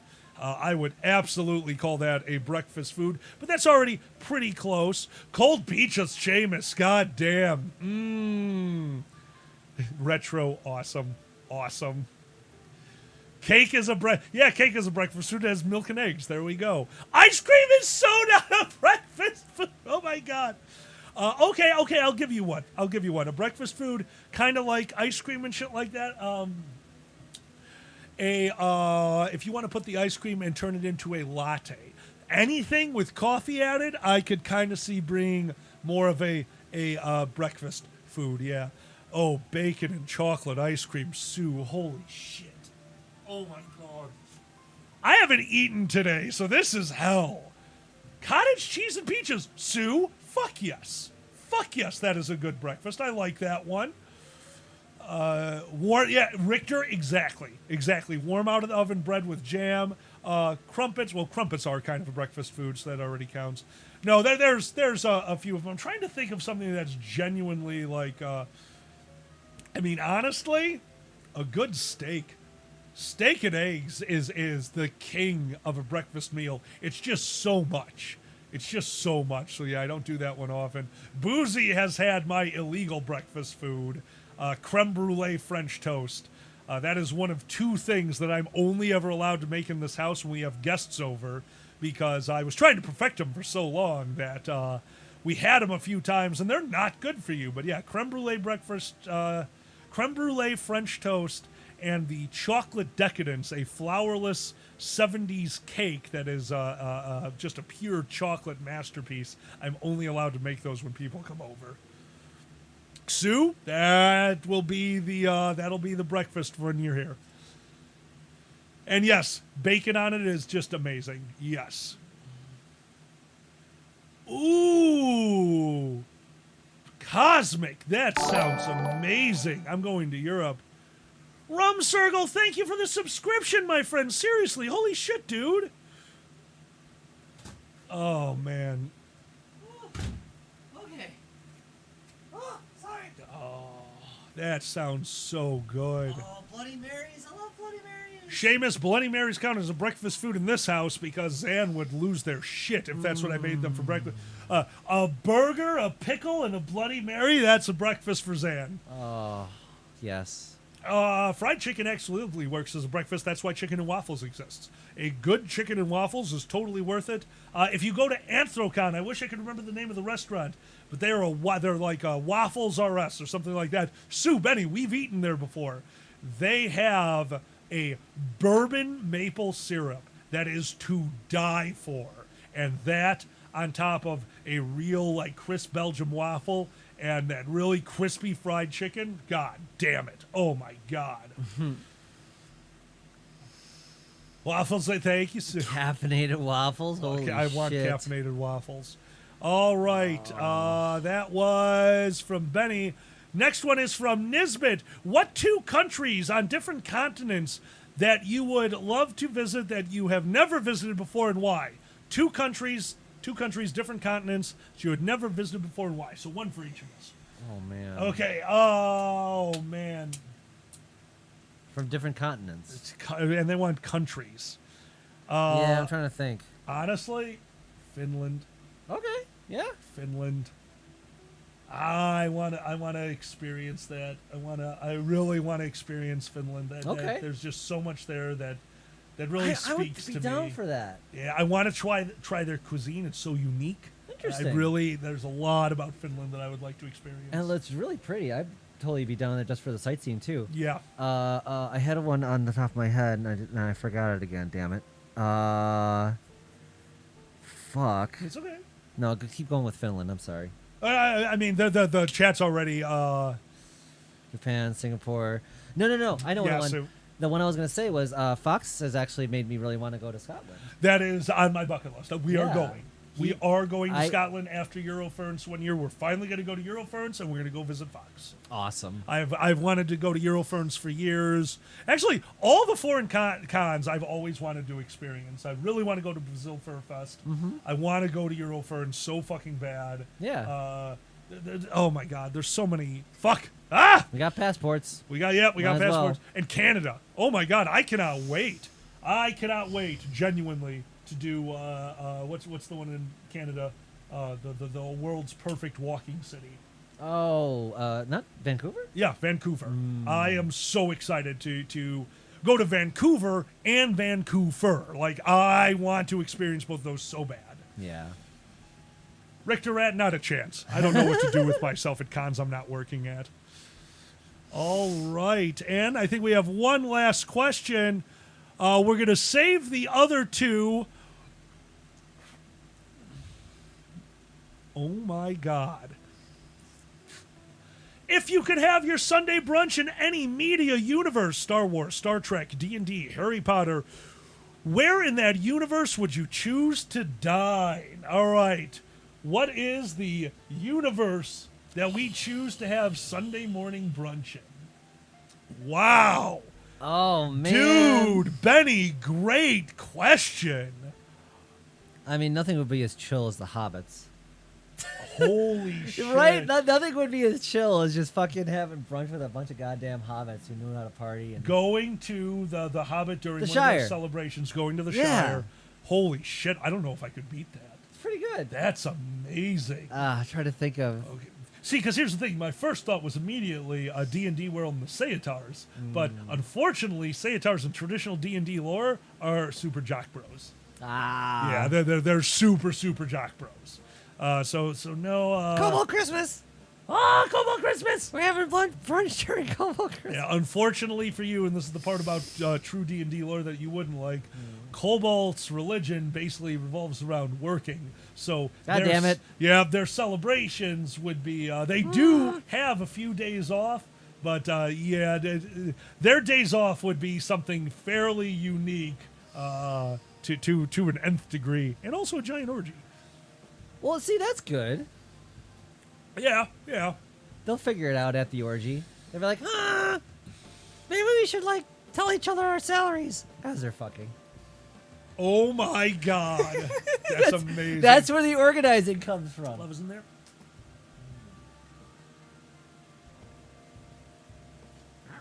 All right. Hey, they like it. I like it too. That's fine. Star Wars universe. I want some blue milk. Oh, blue milk. Yeah, I could have some. I could really go for some blue milk right now. Would you hang in the cantina? Yeah, Just I'd for hang experience? in the cantina. All right, that's I'd fair. hang in the cantina. Might see an I'm arm trying fly to- off. I know I'm forgetting a good one to have. The restaurant at the end of the universe sounds fun. Yeah. If I remember. Cobalt work is weird though, right? Sudir, Cobalt work, 50% of them are miners. They Cobalts are for the most part a giant Like miner. digging miner. Yeah, the Cobalts are big. It is a religion in true D&D lore. Cobalts believe that their hard work brings them closer to the Great Dragon. So Seamus, we love that movie, and Albert Brooks is amazing. Oh my god. Yes. Silence, that's amazing! My Ninja Chippies! That's funny as hell. The Candy Kingdom and Adventure Time, that's hysterical. Well, that's because it's so real. Like, that show is smart. Dude, that show, that if you haven't watched it, sooner or later, it won't be a Dragon movie Cobalt night. Crypto Bros! That's amazing. It won't be a Dragon movie night because we're not going to do it overnight. But what we're probably going to do is activate the Dragon Show movie channel and start at episode 1 of Adventure Time. And then we will plan out Dragon movie night to be an extended movie night to watch the last season of Adventure Time because that's only like 4 hours. So yeah, it'll be a longer night. But yeah, we will eventually get into that. Oh, you win, Silence. Yeah. Silence wins. Okay, Sue, yeah, I want Brunch in the Owl House universe just to have Hootie behind me the entire time eating flies. You're right about Food Wars, though. Food Holy Wars would be shit. the greatest. Okay, Retro, Beastars. at that point, you're just horny. I mean, yeah. Which is fine with me. Oh, man. Oh, fuck. I am so... Guys, why are all of our questions about food? I am so hungry right now. You love Food Wars. I have to check that out more. Did you ever finish it? They haven't put up the next part. It exists. Okay. Yeah, it exists, but I have not watched it yet. I have a few friends who are very into anime, and they show me some of the good stuff, and I do. I appreciate what they show me. Food Wars being way up there. Yeah, Food Wars was fun. I got long enough into Evangelion where I'm like, okay, I kind of get okay, and then I just kind of fell off a bit. You weren't the biggest fan. I just it's not for me. Yeah, I appreciate it, but Nice just not silence. enjoy. It's one of those appreciate, not enjoy so much. Yeah, shows. I have a few Yeah. of those. Yeah, there's definitely. I definitely like some of the things they touched on, but it's pretty sloggy. Gotta go back to JoJo and my stupid gay anime. Oh my, which yeah, I is like just- that. That's a cute show. It's so insane. Look, any show that ends with "walk like an Egyptian" to an anime like that, you have fair enough. That made me put on like the best of the Bengals. It's like hell yeah. No, man. that's fair enough. Oh, it's good stuff. Sudir, Hootie is already round. Hootie making pancakes would just be dipping into the batter and then slamming their face onto the hot griddle. Seamus, still where I was before. I went to Evangelion for a while. So. Oh my. Okay, all right. So here's a weird one for you.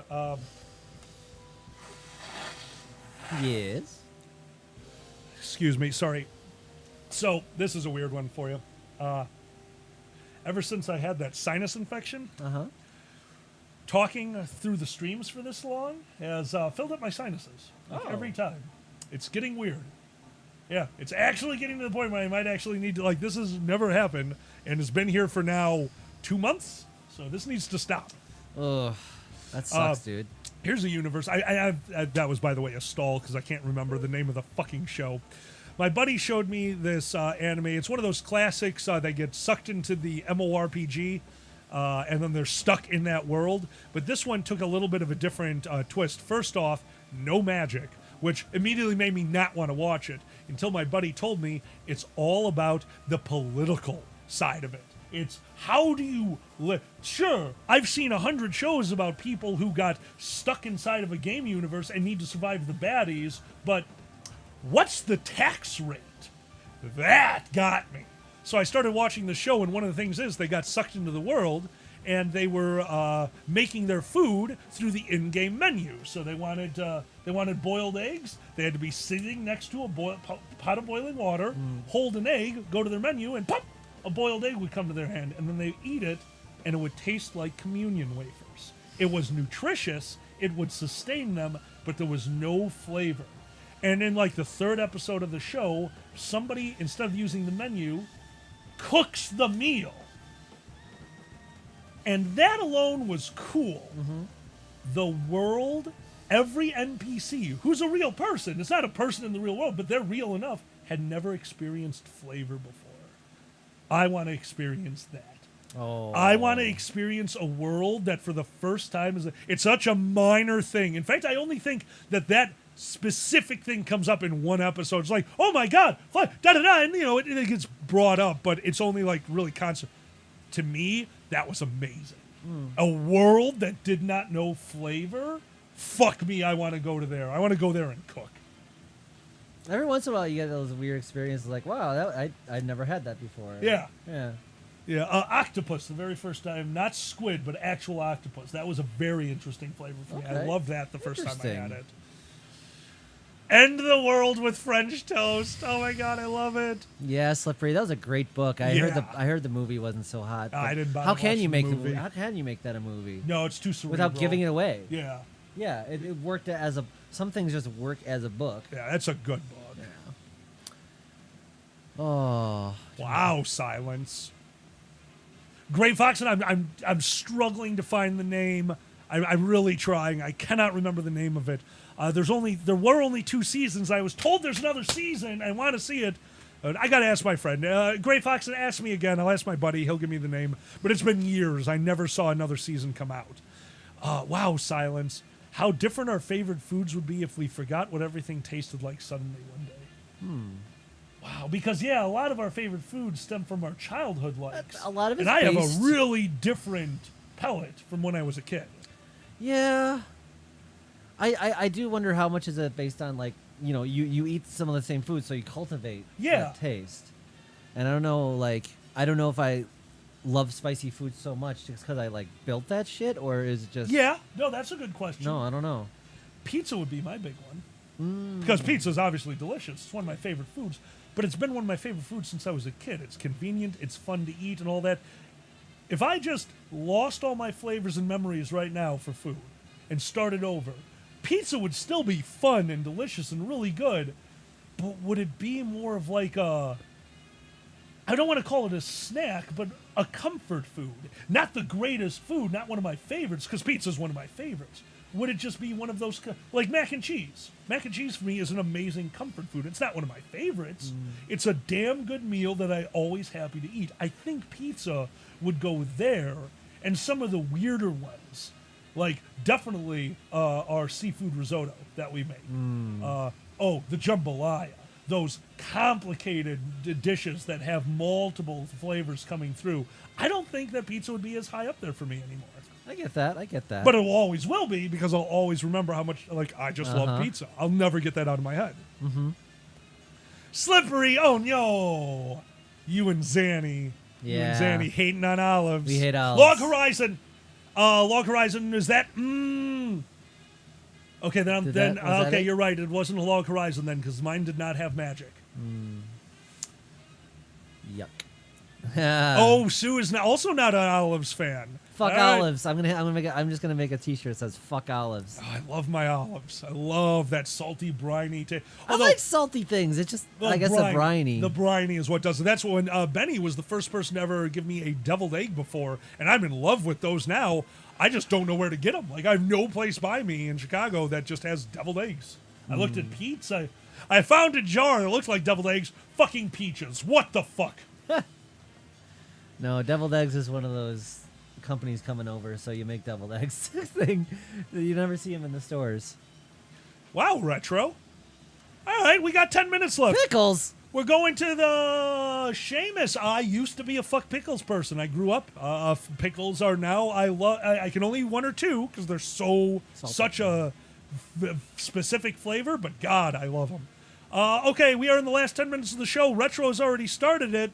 Favorite animal and why? Anyone who wants to ask a question, feel free. Tikel said more for Zanny. I don't know what you're referring to. I don't either. Sorry, Tikel. I think we lost the message where you're saying more for Zanny. Pickles. Oh, more for Zanny. Yes. Yeah. All right. Favorite animal and why? And let's say you can't just use your persona. Okay. For me, it's bat.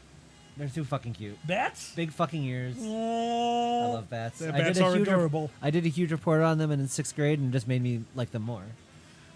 Oh, they're so fucking cute. They are very cute. And someone used to tell us a story about one of the bats that was domesticated. Grew up with someone in someone's house. This was at the Brookfield Zoo or something like that. And they donated them to the zoo. And they were so used to people, they would come down on their shoulder and hang out. Like, hey, how's it going? Oh my God. And it would freak them out. They had to do something about it. That's amazing. Like, I want that bat. That's so cute. I want that bat so bad. Man, give the I want that bat so bad. They would come out like, yeah, that's so cool. Well, like hang on the shoulder, but like downward, because that's like, they would hang upside down because they don't like just perch on you. I love it. It's I so love cool. it. It's so See, cute. that's so cool. So cute. Actually, so, all right. So I said we couldn't use our personas, so I'm going to put this in as a click query because this was my alternate before I picked Ferret, Kimono Dragon. Oh. I love the Komodo dragon. I think they are a beautiful creature. Everything about them, just from the stretchiness of their necks to just their mannerisms, I think they are an absolutely gorgeous creature. Holy shit. Okay, but that was my alternate persona until I picked Ferret, so I think that's illegal. Man.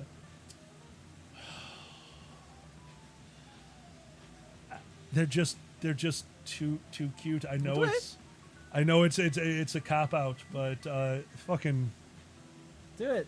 It's fine. Possums are adorable. Aww. Possums are so cute. Possums are cute. They're just there, and they're just this little, and oh my God, I just find them so adorable. It's funny, when I was in Canada, they're like, oh, you're so lucky you have possums. I love the freshman Cosmic. And people were just like, all like, oh my God, you get possums? I'm Oh, like, yeah. You have possums all over the place. Like, oh my God. And there was like, I swear, I saw a few possum suitors. Like, oh my God. So, like, there are people in there who love possums and never get to see them. And I get to see them every once in a while. We have, who is it?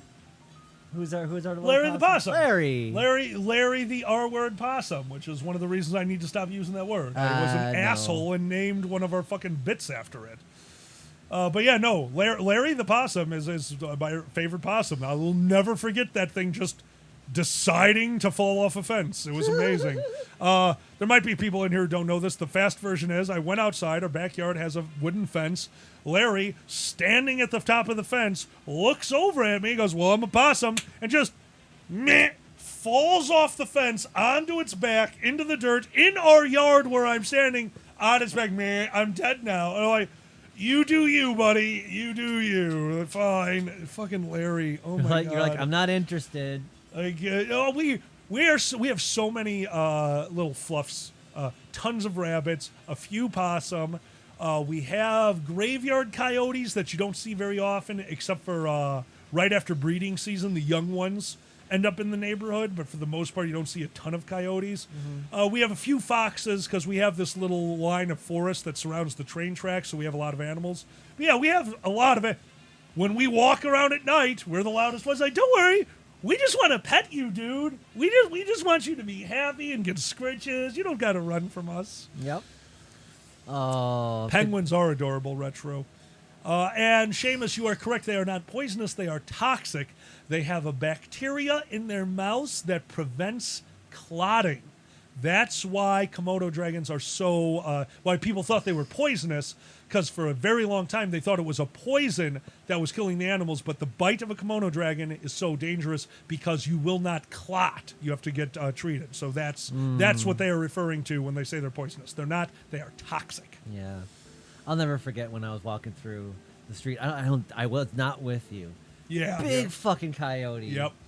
Just, what are you doing out here in the suburbs? They're just hanging out. He must have gotten lost or something. He was all alone.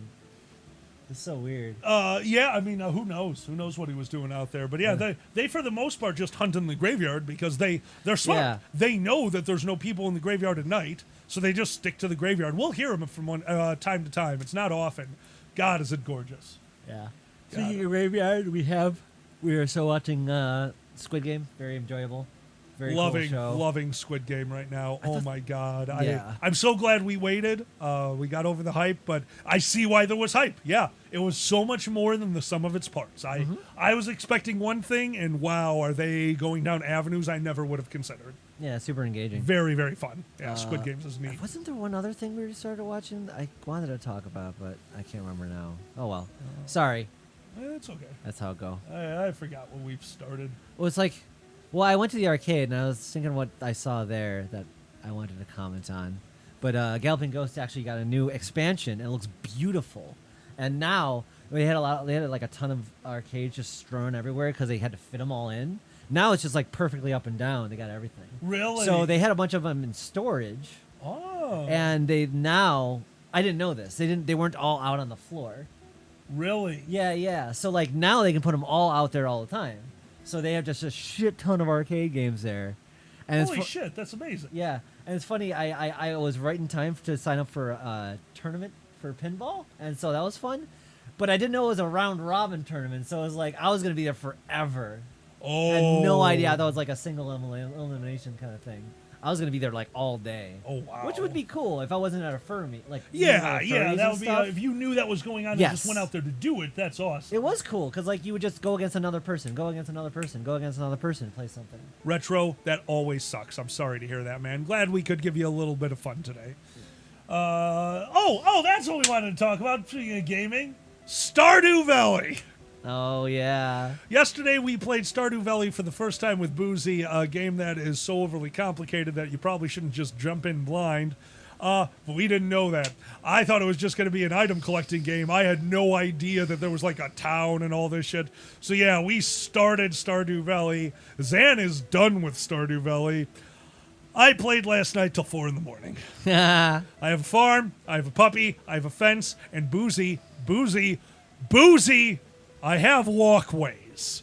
Necessary, needed walkways. You and your walkway hating ways can get out of here.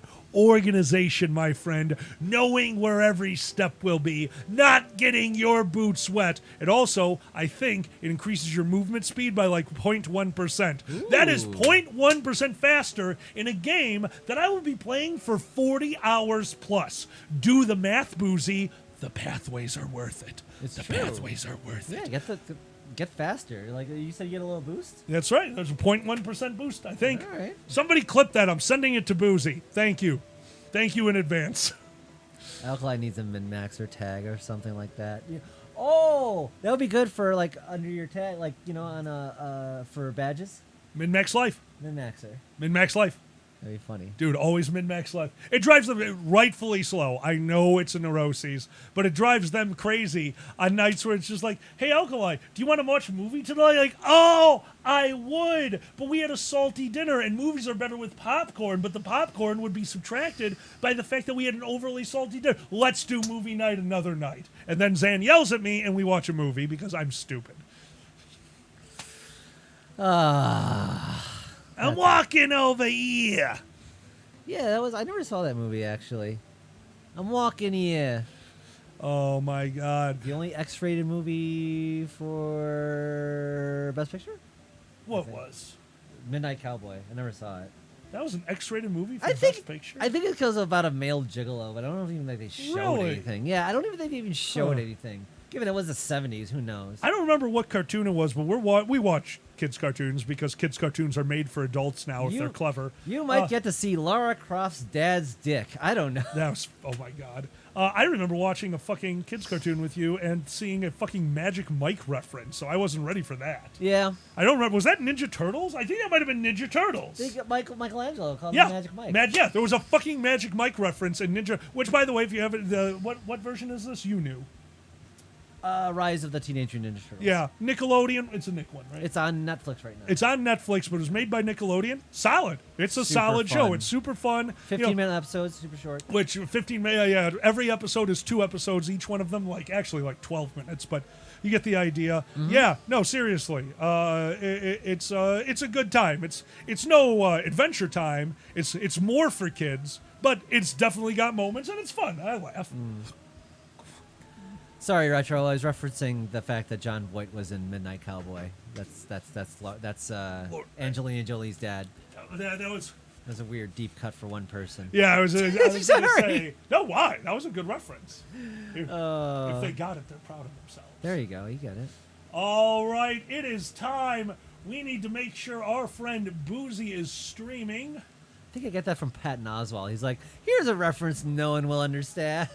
Yeah, but I like those references. It feels good to get a reference that nobody else got. You're not wrong. Oh, no, Boozy is not streaming yet. Oh, yeah. Interesting. Oh, also, hold on. Boozy is not streaming yet, and Sarathan's not streaming yet?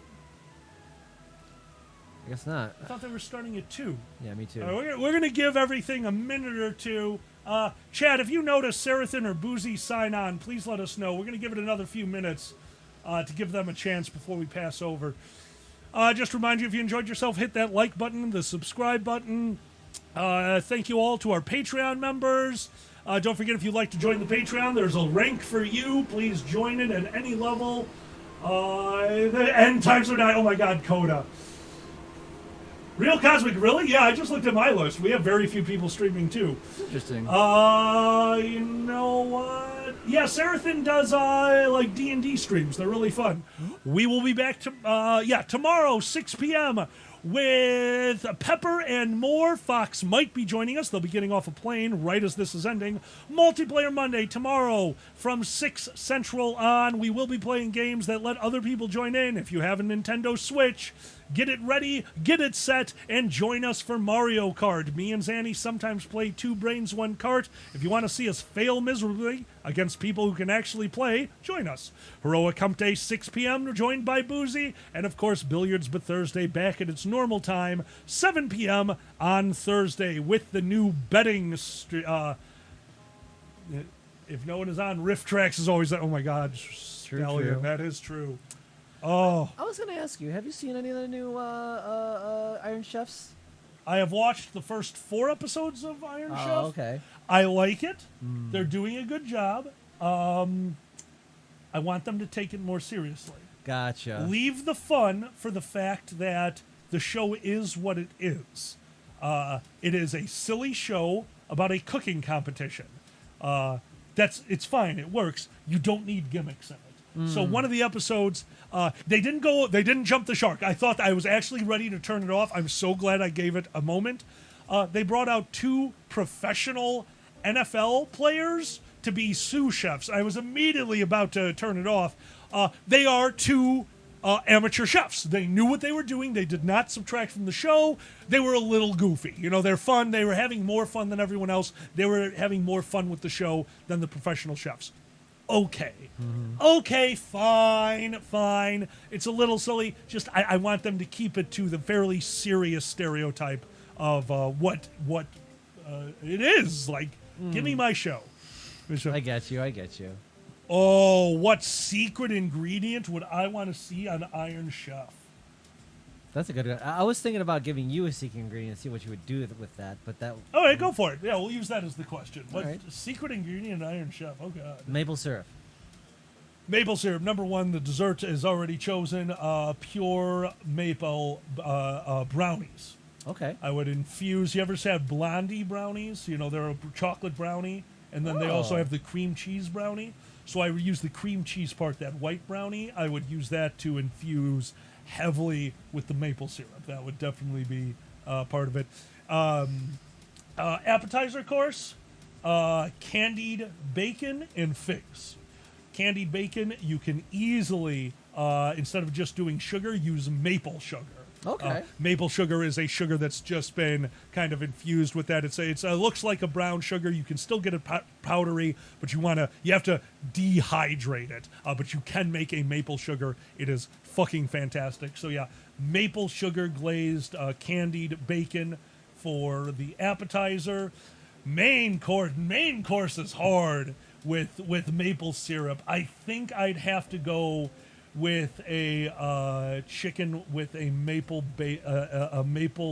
bourbon glaze. Okay. And really go heavily on it, and then use the maple again to candy or caramelize grilled carrots. Use that as and waffles. So yeah, I think I'm gonna have to oh my god, I love cream cheese chocolate cupcakes. If you ever had a car bomb cupcake, oh my god, heaven. Heaven. Cupcake.